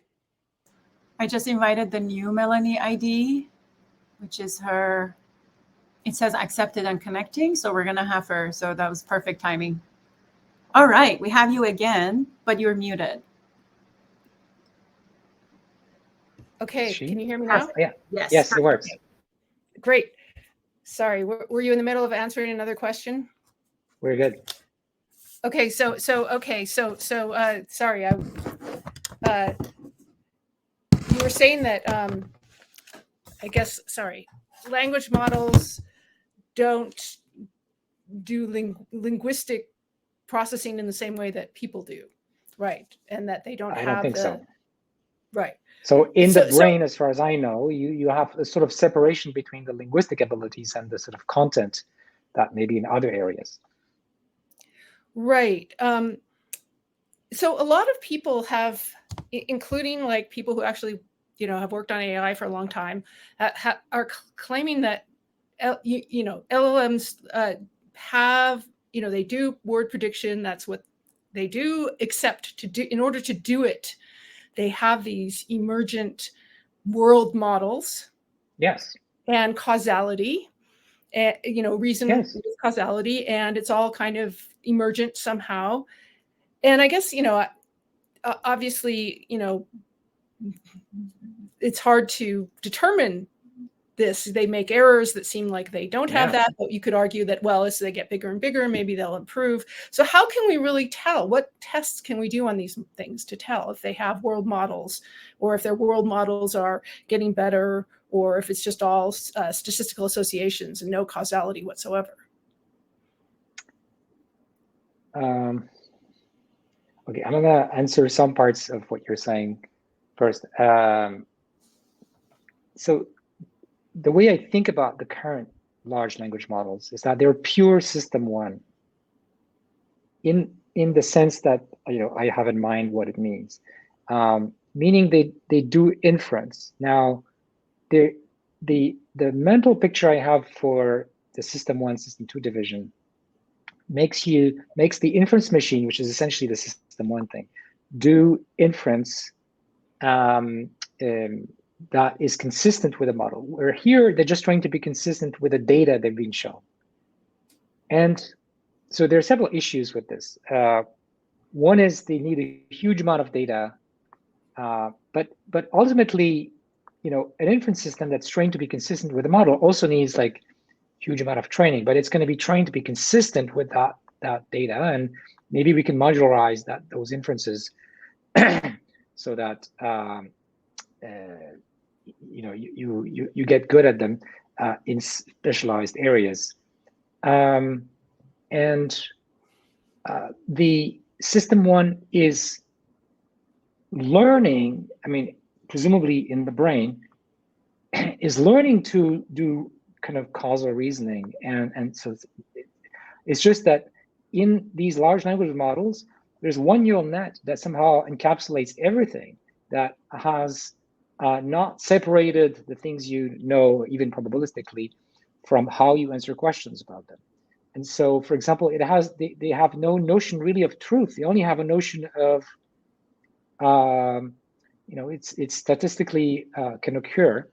And if they do develop something like some causal understanding, it's because in order to predict those words correctly, somehow they need to capture some of that knowledge. But I think what they're missing a lot of things. For example, one of the slides I had was about the hypothesis, because of the global workspace theory bottleneck, that our knowledge representation has inductive biases that are specific to high-level knowledge. And I talked about, in particular, the sparse dependencies. Sparse dependencies, it is a very abstract concept that's not necessarily like directly tied to how it's implemented in a neural net, but it's tied to sort of an abstract view of the sort of joint distribution that is being represented. And if you look in a large language model, there's no such inductive bias, right? Which means it's probably going to need a lot more data to learn something that, at least at the abstract level of representation of ideas and concepts that we verbalize, you know, we need much less data to learn the same thing, and we will generalize better because we have these inductive biases. So they're missing these inductive biases, which are easy to put in if you, you know, in a world model. If you want in classical AI, like rules and facts are very sparse. Each rule and each fact is just a few symbols, right? There's no such constraint in a large language model. But if you had a separation of the, even with neural nets to do it, between somehow the world knowledge, at least the part that we can verbalize, and the inference of being able to answer questions. And then there's the part about translating that in words, which is what the language areas presumably do. So then you would be able to take advantage of these inductive biases, like the sparse dependencies that classical AI has, because humans have to type it. They can't do like super long rules and super long facts. Let me just ask one more question. Is Yoshua still here? Yes. His video, I don't see his video. I see all of you.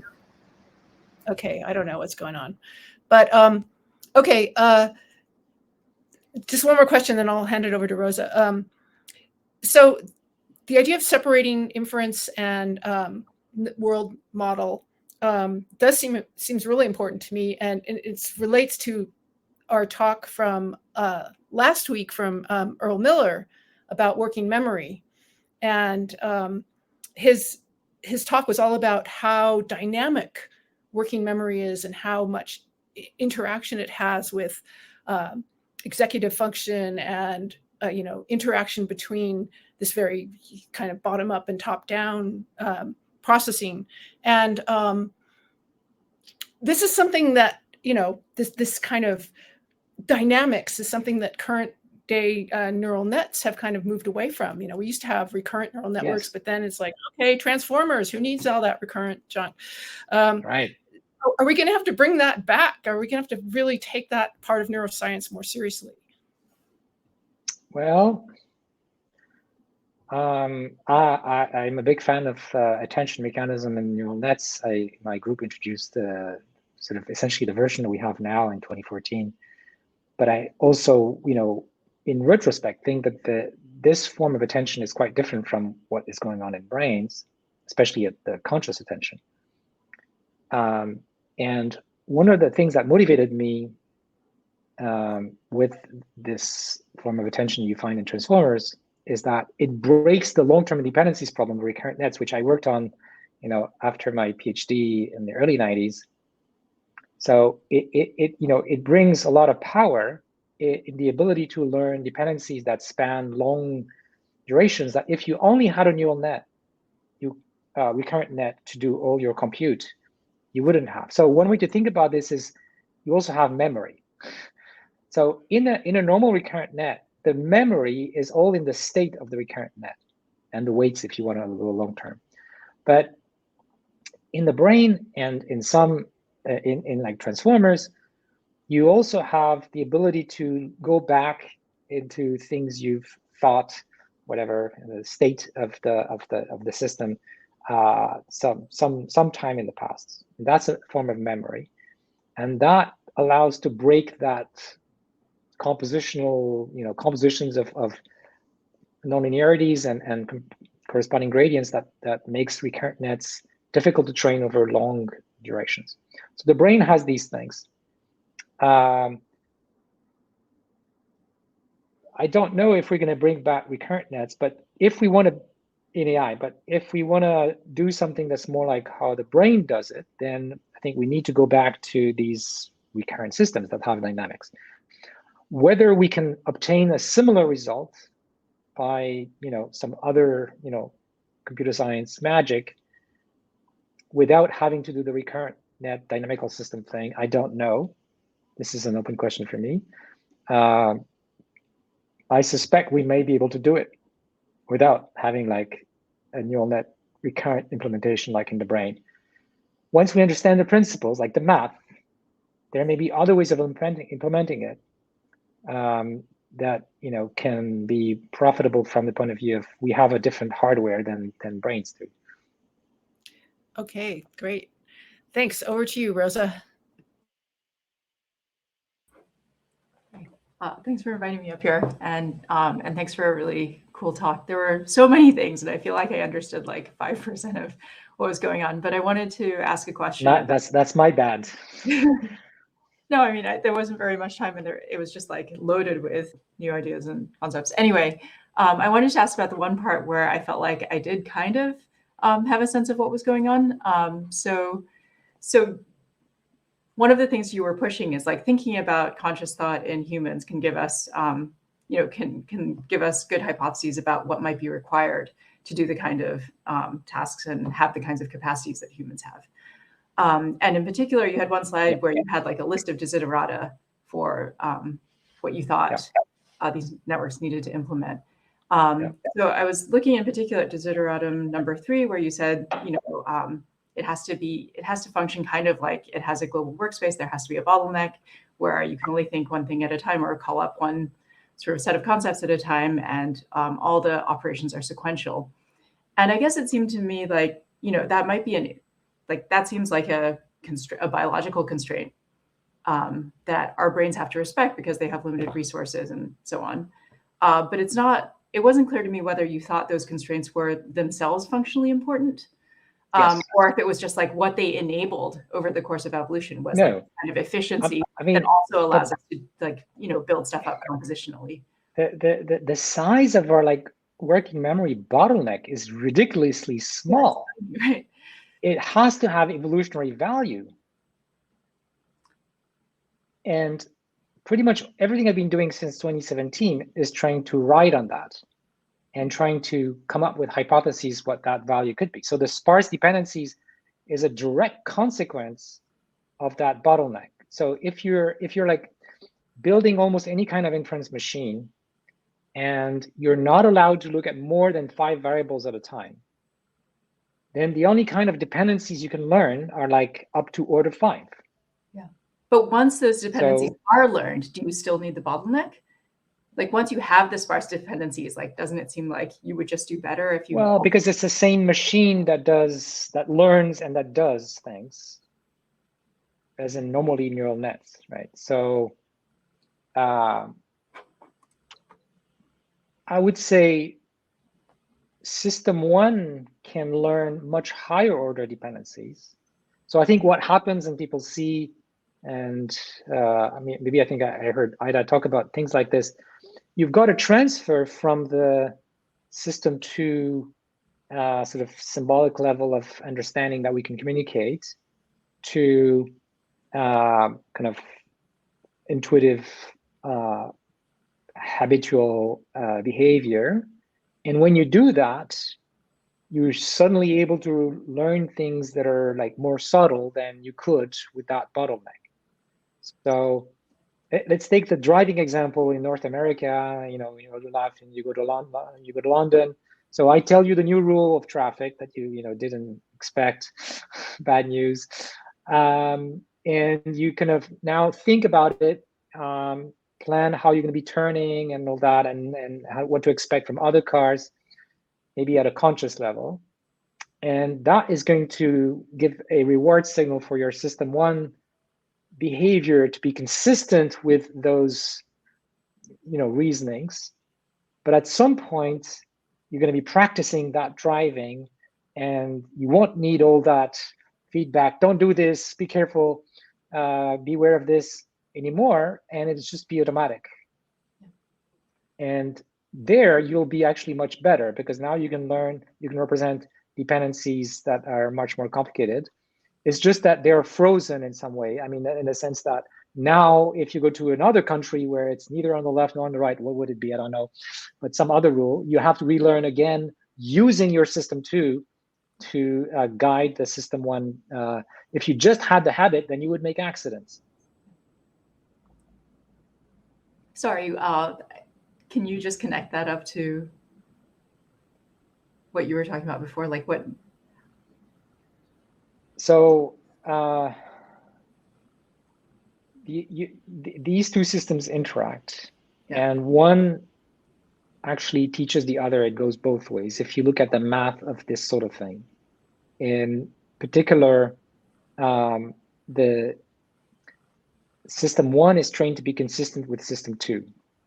And that means if you want the knowledge part and the thoughts that are coming up when you violate those pieces of knowledge are going to drive the learning of the system 1 so that it's going to be consistent with that. But it also has like the sensory motor signals that it can exploit. And so you're going to practice, playing tennis or driving in that new setting. And you're eventually going to get better than you were in the first few hours where you relied heavily on your system 2 to decide what to do. It was clunky. Right. Okay, I mean, I think that's a really helpful example, and it makes sense. I guess it seems like, to the extent that you have to practice a whole bunch in order to get the, new task automated and to perform it smoothly, it's not obvious that system 2 is doing more of the work than just like setting up the problem for you in the first place. But maybe that's what you're saying. It is setting up the problem, and it is giving reward when you stray out of the bounds of what is what your world model and your reasoning tells you should not do. Can I just take I really am just piggybacking on Rosa, just to be very clear, right? I'm beginning to understand. Are you saying that if you combine the sort of overt consciousness of the global workspace plus the bottleneck of working memory, that in a way that system, however it's switched on, kind of forces the sparse abstract representations Yes. that are the signature of system 2. Totally.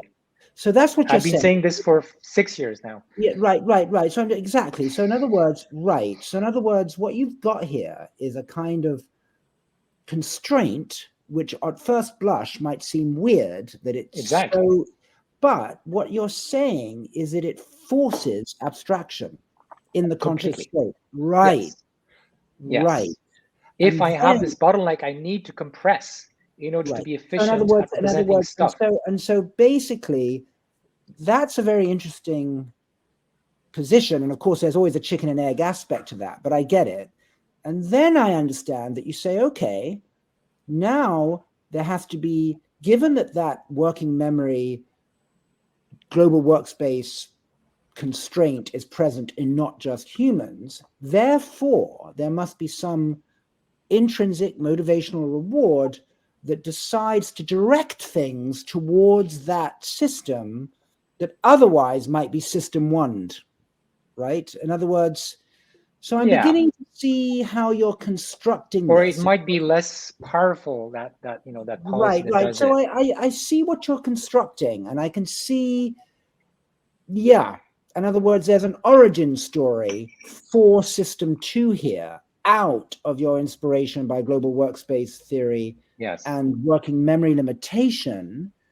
And once you accept compressed abstraction, it will become concepts, right? In other words, that's the form that the sparseness will take. And you don't have to go looking for additional explanations for it once you've taken this mathematical notion of sparseness and compression seriously. It's almost your formal definition of concept and abstraction, right? In other words, that's what's going on here. So I think there are two things that I've been talking about that work together. One is the bottleneck of working memory, and maybe other animals have it, and it's already somehow helps them to develop some kind of high-level representations.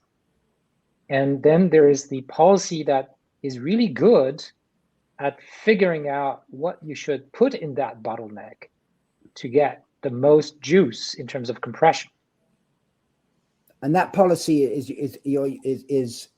what you seem to feel should be rewarded, and it seems as though there's a ratchet of reward of ever increasing abstraction and compression. Yes. And that's what we're going to need to understand in order to look at differences across mammals in terms of how far they get in abstraction. Mm-hmm. I mean, it seems like it's very clear. I mean, it's crystallizing for me what you're building, and it's extremely interesting. And what it benefits from, it seems to me, is that there's a mathematical formalism to go with it, right? In construction. Yes. But it's getting better and better by the minute. And I hope you don't mind. It just helps me to sort of paraphrase and articulate it back to begin to see what you're constructing. I hope I'm not butchering it as I explain it. No, your rendering is very good. So can I just follow up on that? So from that exchange, it seemed like what was really important is like the bottleneck and the constraints that it imposes. It kind of seems like the conscious part is incidental as well.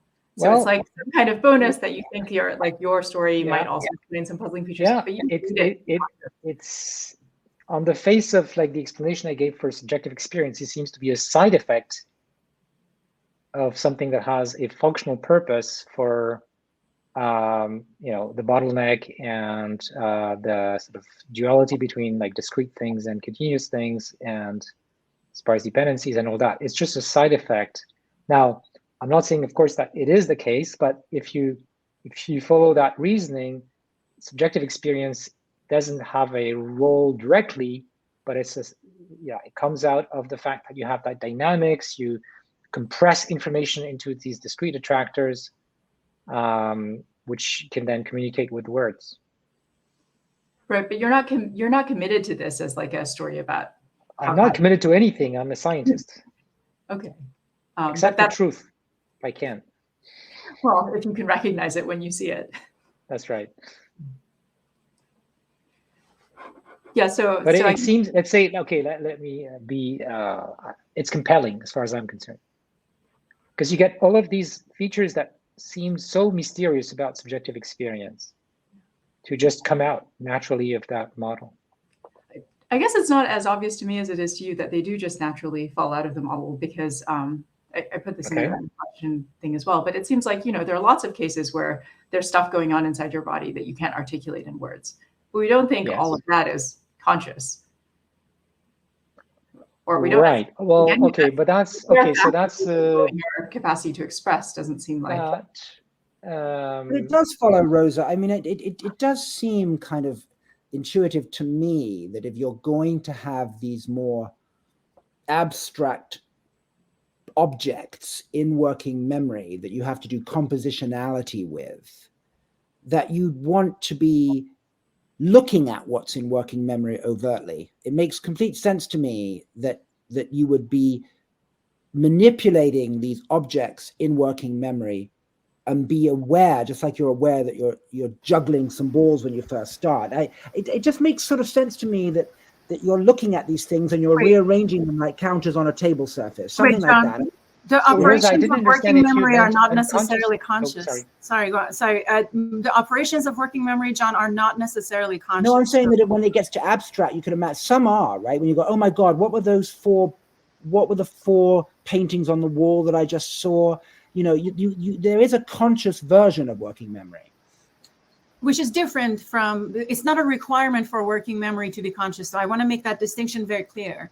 It's not necessary. But the content, yeah. Isn't the content of working memory, not how it does it. Pretty much what goes into short-term memory. Now, in the picture that I've painted, what your experience is richer than that. It's richer than what gets communicated broadcast, because it includes the trajectory and the high-dimensional nature of the attractor. Yeah. I mean, I guess it seems under-described in some ways, because there are, why think we have a paper. I'll try to paste it before the end, that describes these things and with more space. I mean, it seems like your story is consistent with attentional stories about conscious experience, but it's also just like very specific, and it seems like the primary motivation for the theory comes from trying to explain these other functional capacities, and so it wouldn't be bad for your theory if it turned out that it had nothing to do with conscious experience. No, it's just as a side effect. It seems like a natural, a natural thing that comes out of it, and because this has been such a puzzling question, subjective experience. So is there any way to test the connection to your experience? As I said, I'm not right now in a position to answer that. So Brad wrote a question that seems very relevant to what Rosa is saying, and Rosa and Brad had a back and forth. So I'm just going to read it quickly because Brad had to leave. Brad is a professor and he does visual neuroscience. So he says, I worry that the consciousness is a natural result of attentive competition between potential attractors. Explanation kicks the explanatory can down the road. What mediates the competition? If you're talking about choosing the best thought based on a conjunction of internal states and input, how do you sort that out? I think this explanation misses the important and hard part about explaining thought, consciousness, etc. And then there is a back and forth that they have, and he also responds to Rosa that he doesn't even think this explains how things happen. And he asks, what is the landscape that the attractors compare over? You need to address all of the hard problems of understanding and meaning to sketch that out. The notion of attractors is extremely simplistic, and I don't think it's a very useful or explanation of higher order cognition. I might disagree with him, but I just wanted to read his perspective. So he's going to read. I'm not sure I understand what the problem is that he's trying to point out. Rosa, you had a back and forth with him. Maybe you want to capture what you understood of him saying. I think, Rosa. Yeah. Sorry.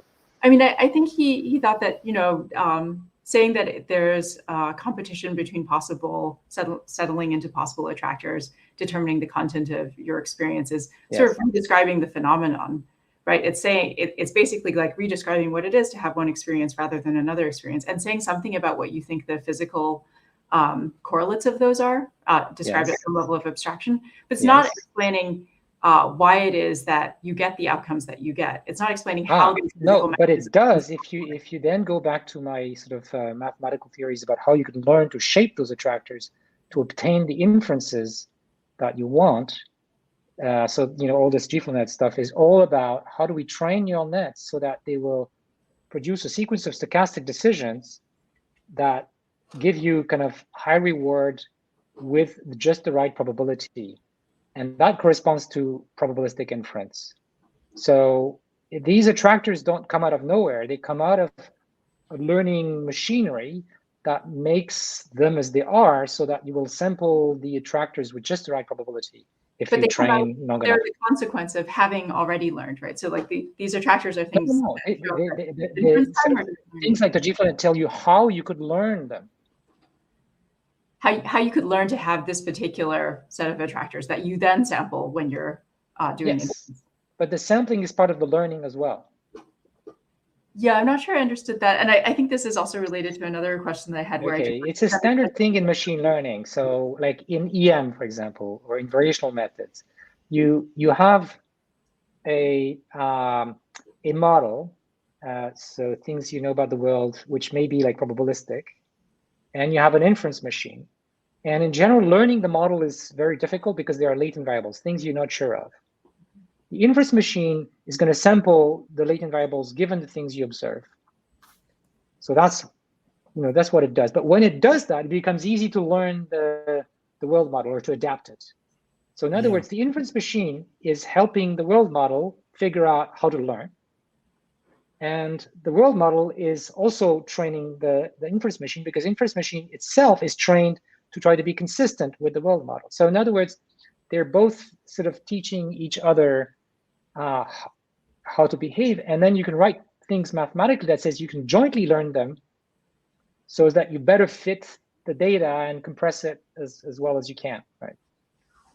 Yeah, it's very complete what you're saying. In other words, I do see the logic of it, and I do think everything I've really understood, and it's very, very interesting. The one thing to Rosa's point, I think, and also to Brad's, is it still leaves the question of what is it about the configuration, the connectivity, the nature of the attractor that allows it to hold something abstract like an idea versus something more concrete like the position of a hand. It's still not clear to me how, if one were to look at the two attractors, could you say that's a concept? No, that's just the position of the hand. Well, no, unless like I had lots and lots of computational power. So the perspective in machine learning, or the perspective in machine learning when we're even trying to understand how the brain works, is not to give you an explanation in detail of what each neuron and weights are doing, because that's intractable. The perspective is to say what is driving the learning, and so what is the system trying to do? And you can write down mathematically as like, reward functions and optimization and so on. And that's the way we see things. We don't have answers to, like, if you look at current deep learning, we don't know what each neuron is doing. I wouldn't be able to give you an explanation. But I can give you an explanation of how it got there, because it's optimizing something that makes sense. Right. But that's happened a lot, right? In other words, my brother gave a talk about this recently, that in physics, we have compressed theories of the thing itself. In biology, whether it's evolution or now what you're describing, we have compressed theories of how you get to the final thing, but we don't have a compressed theory of the operation of the final thing, right? And that's right. And maybe there isn't any. Right. And so I think that what we're left with is attractors with content, either motor content, sensory content, or cognitive content.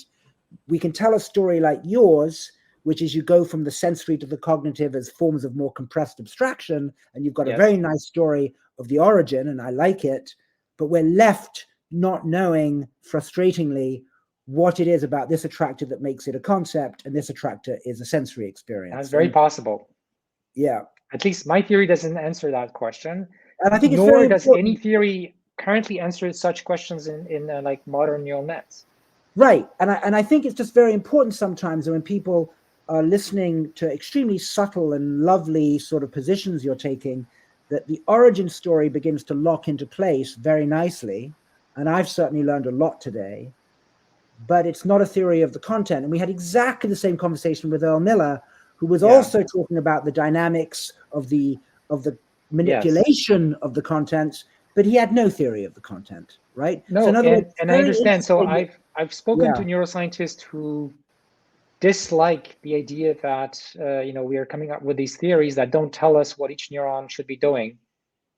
And I wish it were nicer, but it's just that we're asking the questions at a different level, more like what are the training objectives and things like this, and the sort of machinery to learn, but we don't answer what is each piece doing as a result of applying all these learning rules. Right. I mean, we've talked about this before. Tim Lillicrap and Konrad Koenig says we're much better at explaining how the brain learns to work versus how it actually works. Exactly. Right? That's and it.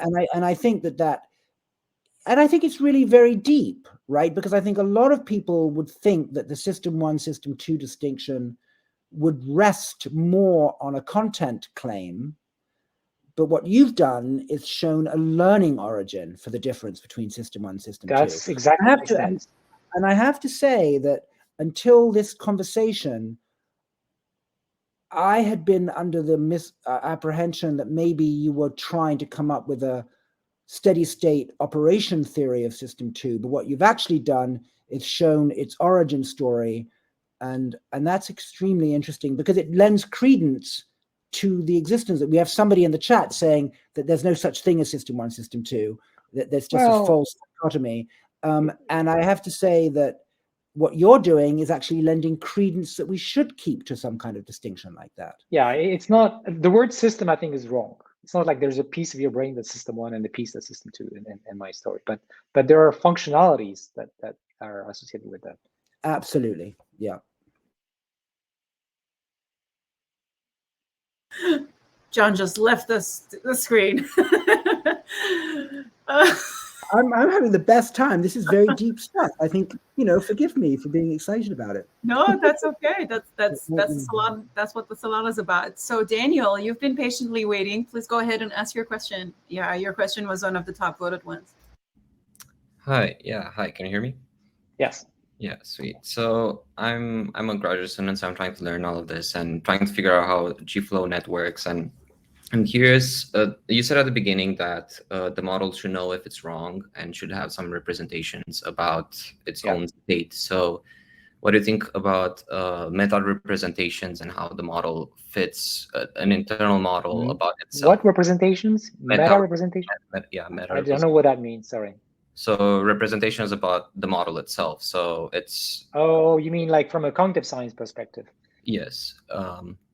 Right. Where the model can like model its own behavior, because we know that as humans we can model our thinking, like we can think about thinking and we can think about another thinking. So in some ways we can, in some ways we're very bad. So like we don't have any grasp on the kind of low level implementation of how we think. That's why we are having a hard time to figure out how the mind works. So we only have a very abstract model of how we think. So on this question, one path that I like is the attention schema theory. So what the attention schema theory is saying is that the policy that I was talking about that learns how to choose what to think about so as to compress information and so on, in a way, in order to do its job, it needs to implicitly model the world model and the inference machine, what they do. And that's what Graziano has been saying all along. So now it's like we've got this simplified model of how we think in order to plan, how to get a sequence of thoughts that are really packing as much information as possible. I see. So would this be part of the model itself? Like, would it be another like hierarchy on top of? It's like there's a third component besides the world model and the inference machine, and that is sort of the attention machine, like the attention schema, a policy, or this thing that if driven well will encourage our thoughts to go for compressed representations of our experience. I see. Okay, so but when you say that there's some abstract concepts that the internal model can represent, it doesn't necessarily mean that it's the abstract concepts are related to the self. Like So I'm not talking about self here. So self is just part of the state of what's going on. Obviously matters to us as agents. But like I'm not making any particular statements about the self. I think it from a human being in an environment where you act and there are other humans and so on, it's important to have that, obviously. But my theory is kind of agnostic to that sort of thing. Okay, that makes sense. Thank you. Just want to say, Daniel, your question reminds me of higher order theories of consciousness. So in the sort of different theories of consciousness, some people think actually consciousness is the meta thought, not the thoughts themselves, but the ability to look at thoughts. And they compare it also to these kinds of notions of mindfulness where you're supposed to just observe your thoughts like clouds that pass by and not get attached to them. So it used to be that at consciousness conferences, people would bring, for instance, monks and start to discuss different ways of observing one's consciousness, etc. Just saying this to say that there is a over 2 decade history, maybe 3 decades of this particular view about consciousness, that it's more on the meta side as opposed to the sort of lower level. So however, the Bernard theory, I think Graziano's theory is a higher order theory of consciousness. Right, but a minimal one, in that you don't need to have a thought about the thought. It's enough that it's broadcasted in the global workspace, so to speak. No, I think the attention schema is a higher order theory, right? Because it's saying you have a representation, or like you have a model of what you are attending to. Yeah. So it is. I also interpret it that way, but I guess those labels I'm not totally confident with. But I agree, actually. I mean, I'm a fan of the Graziano position, and it's nice to see that that you are too, Yoshua, because it does seem as though Mike's version is closest to the work it's doing in your system.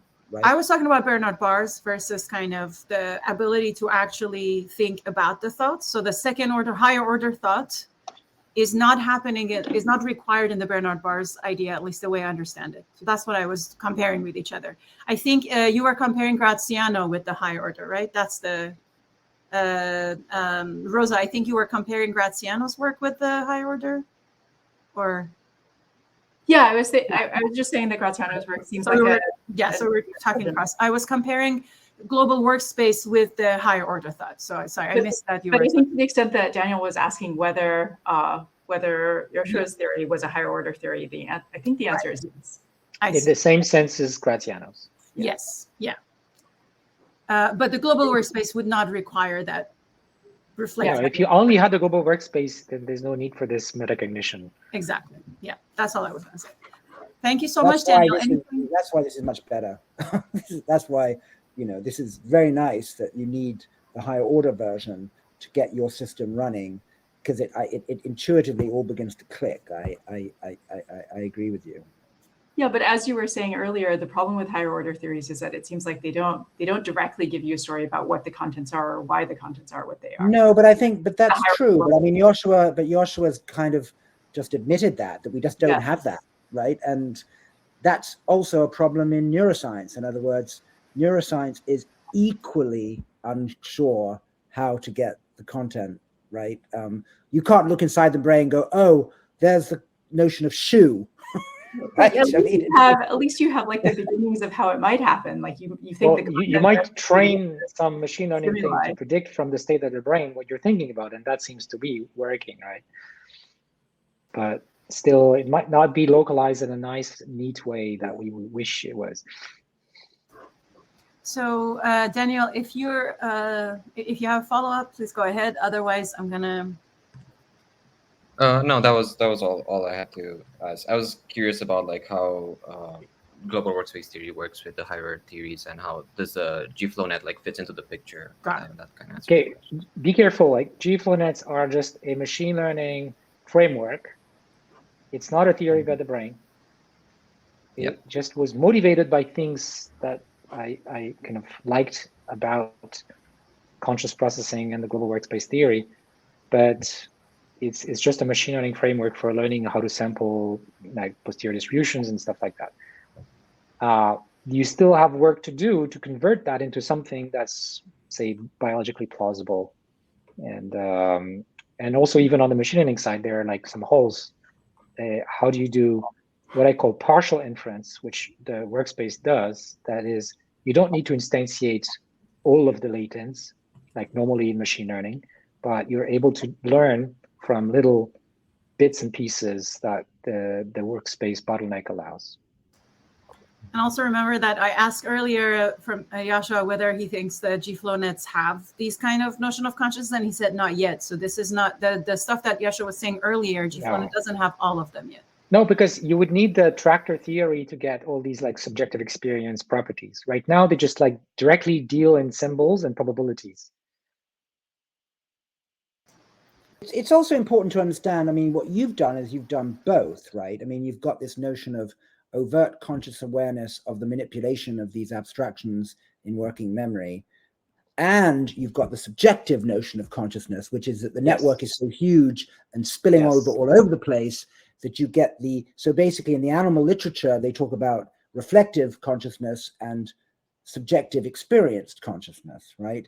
And basically you've said that you want one because you need to operate consciously on these sparse representations, and you get the feeling of it because the whole network is firing all over the place. So you get the discrete reflective consciousness, and you get the continuous experience consciousness. Subjective experience, exactly. Yes, you get both. Yes. But as in the animal literature, they are different. Right? Mm-hmm. I mean, many animals can experience pain, but they're not all computing symbols, right? Right. So you can separate them.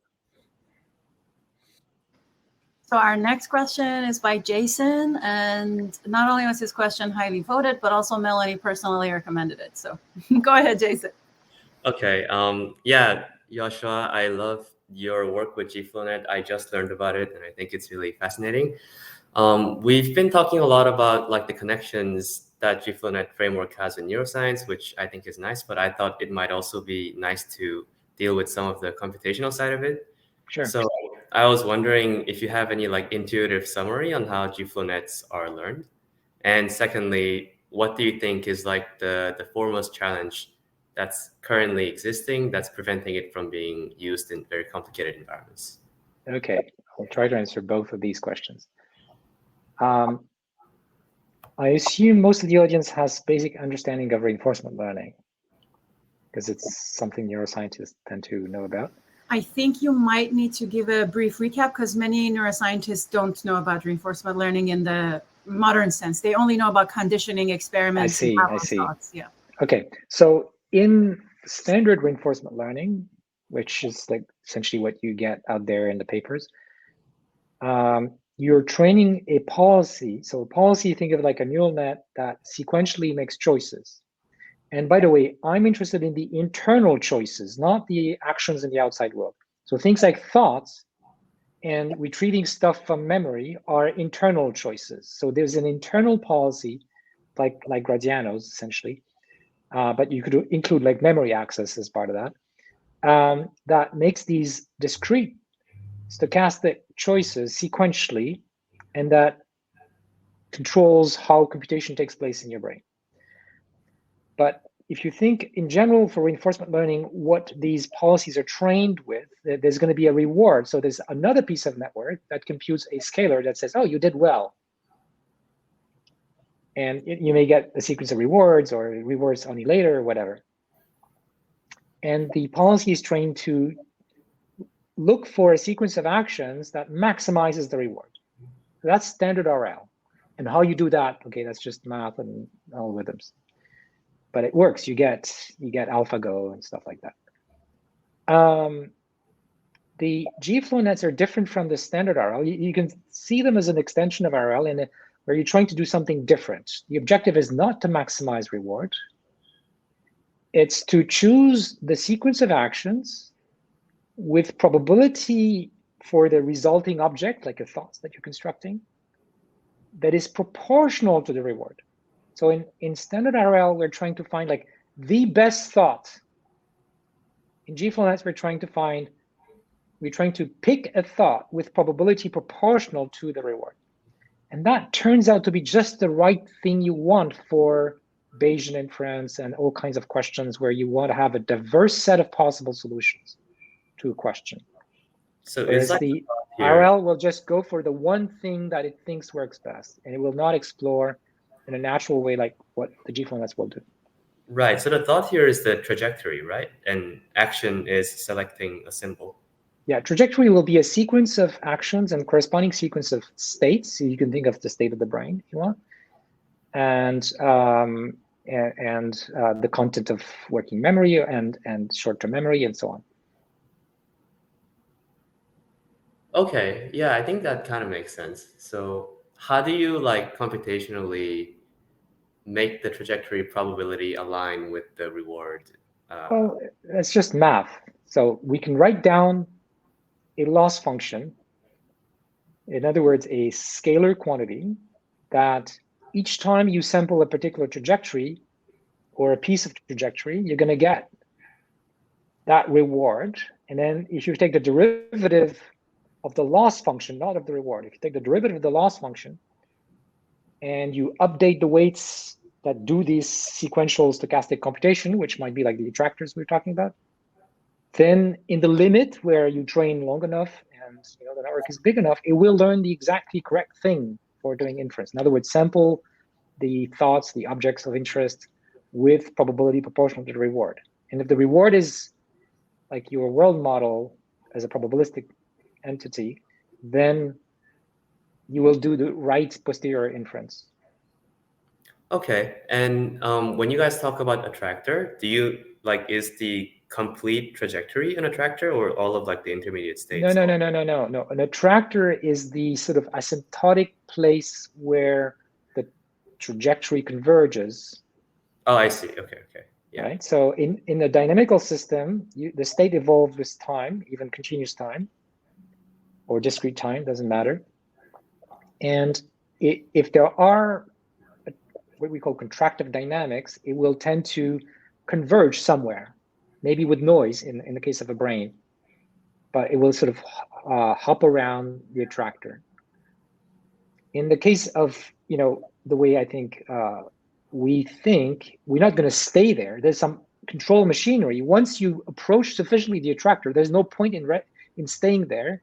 You want to, get kicked out of that, broadcast that to the whole brain, and move on to the next thought. Okay, yeah, that makes sense. What about the second question on what do you think is like the limitation that GFlow Oh yeah, yes. So if you look at the current papers on GFlow nets, they require for like proper training and generalization that you sample full trajectories, meaning here that if you were thinking about this, how could I say, the trajectories in the sense of like assigning a truth value to all the thoughts you could have. That's way too big. So if what I'm doing with the GFlow net is sampling an object like a molecule graph, which we've done in several papers, or even an image or an interpretation of an image, I can like enumerate all of the variables that need to be, I need to decide if they're true or false, because there are not that many. And so we can apply current G-flow nets to this. But thinking is different. We don't have, I mean, because of the bottleneck, which has lots of advantages, it also means that we can't possibly sample all of the things that are true about the current contexts. So we don't get to what in the G-flow net math we call terminal states. We only get those little pieces of trajectories that are incomplete to describe the full explanation. It's like, okay, here's maybe something more concrete. Let's say I give you a little piece of movie, and then you think a few thoughts about it. This is only a little part of all the thoughts you could have about the movie that describe the full explanation for every little detail and pixel in the image in the video. It's a tiny, tiny part of it that you actually think about, but it's a part that contains somehow lots of information about the movie. Right. Okay. Yeah. So we don't know yet how to do that, but I have good ideas of how it could be done, but this is still like ongoing work. Yeah, I mean. So just to paraphrase your answer, just when you, so if I understand it, your G-flow net version of RL creates a sort of distribution of potential policies upon which to do inference. Right? Distributions of samples coming, I mean, of the actions or the objects that the policy generates. But the policy generates a distribution, and the more abstract you are, like in the case of the movie, yes, the more tractable you can work on that distribution because it's not that huge, right? In other words, you can actually. It's going to be easier to train because otherwise I would have. So if I were to take like the current formalism for G-flow net or any other like standard graphical model inference machinery, if I watch that movie, in order to learn about it, and all like the interactions with abstract concepts that are related to it, I would have to create the full explanation for the movie, and then I could update my parameters, which doesn't make sense. It would take too much time. You know, our brain learns much faster than that, and in computers, we also want to learn fast. So we want to be able to just think one or a few thoughts about it and move on to the next thing, because we have like more important things to do with our brain and not worry about all the little details that don't matter. Right. So in other words, but nevertheless, you want something tractable to do inference on and then move on, right? Yes, in other words, exactly. Yes, right. And it's your story again of make it compressed, make it abstract, do the work, move on. Yeah, and I'm going to add something else to like the question of like what's missing. So we have currently what you would think of heuristics to decide what the system should think about, right? And we don't that might be actually the difference between some animals and other animals. Maybe we have like evolution has found better heuristics for this training this policy that samples what you're going to be thinking about. And it's not obvious how to do this right and efficiently. So there are like tricks that evolution has found maybe, and that we need still to discover. We have ways and they work well, but on a small scale, how this is going to work out at the scale of the problems brains are solving, we might need to discover better heuristics. Yeah. So just to clarify, by heuristics, you mean like how in AlphaGo, like the neural network kind of like guides the Monte Carlo tree search towards certain direction, like that kind of heuristics? It's heuristics about what you should be thinking about so that your learning will be most efficient. Oh, so like active learning then?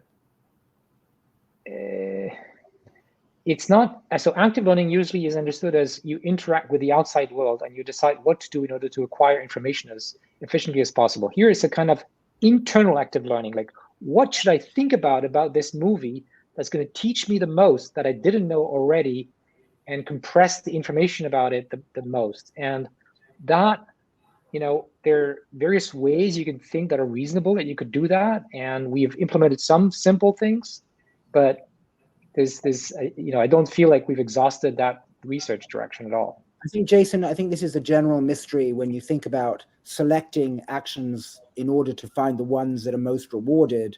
I think the point here is, how do you know what family of things to select from in the first place? Yeah, Right? this is connected to a very classical problem in reinforcement learning called the exploration problem. Like, you don't know where the good rewards are, and you need like a policy that's going to somehow guess where there might be interesting things. There's very rich literature in machine learning to try to explore how to do that. Right, and what's fascinating is that may be the human advantage, is somehow the abstract bucket from which to select from to learn is better set than it is for others. Yeah, maybe through evolution hardwiring. Yeah. Even a mouse, when it's pressing a lever, doesn't suddenly go whoop and tap the top of its head. It seems to know that that's not a proper action from which to select, right? Yeah. And then you go to the limit, which is, what's the right abstract level to look at that movie without worrying pixel by pixel or what's going on, right? How do you know, right? And that's what I have a hard stop at 6:30. Oh, good to know. It's in 4 minutes. So maybe I'll just ask one last question and then this has been fantastic. To be honest, like, it's been super amazing. I have talked to you many times before, but I learn a lot every time. And today, thanks to your co-presence with my very dear kind of like intellectual pals, I feel like I understood even more deeply. So I really thank you for that. One last thing that I want to ask, and I think some of other people might be wondering, is what are your thoughts about the reward is enough paper? The reason I ask is it's true that it's using this kind of notion of objective function that we all use. However, you're much more focused on internal representations, internal processes. I wonder how you regard that. I feel like that paper might kind of like reduce all of that in a way that would not be productive. So I'm going to say I agree and disagree with the thesis in that paper. At the scale of evolution, of course, they're right, in the sense that it's like survival and expansion of a species that drive the learning that evolution does and throws into our genes. But at the level of individuals, it's not at all sufficient, because we don't have enough of a lifetime to be efficient in our learning. So what is going on is we have inductive biases that evolution has discovered through past generations. Of course, it's all driven by something like reinforcement learning at the evolutionary scale, but at the individual scale, it's not a black box thing. Yet we have inductive biases like the ones I talked about, like the sparsity and the bottleneck and all these things and many more. The architecture of the visual system. And all these inductive biases make a huge difference for us. I used to be a believer in like tabula rasa machine learning in the 90s, but I was young. And so I don't think reward is enough for a single individual lifetime. And I do believe that from a machine learning perspective, and also understanding biology, understanding these inductive biases, sort of tricks that evolution has discovered that make us able to learn faster for the kinds of world in which we live, and maybe even very general skills like thinking abstractly. I don't think that these are learned in the space of human life. What may happen is we clearly we can practice abstract thinking, and that's well studied. So we can get better at math if we do more math. But we need sort of the ability to do that sort of abstraction in the first place, probably built in by evolution. Thank you. That's super helpful. I just want to thank you before we send you off. We will be exactly on time. And I think it's been a great session for everyone. I just want to make sure if anybody wants to say some last words, please go ahead. Thank you. Okay. Or hosting you, and inviting me. That was really, really good. Really good. Yeah. I feel like we managed in the 2.5 hours to really get a sense of the what you've constructed, and it's full of richness, no And your question. vision. Yeah, Thanks for the kind words. yeah. Thank you so much. Thank We you. look forward to the next time we hear of you. Okay. Bye, everyone. Bye. Bye, bye, Thank you, bye. everyone. Bye, everyone. Thank you.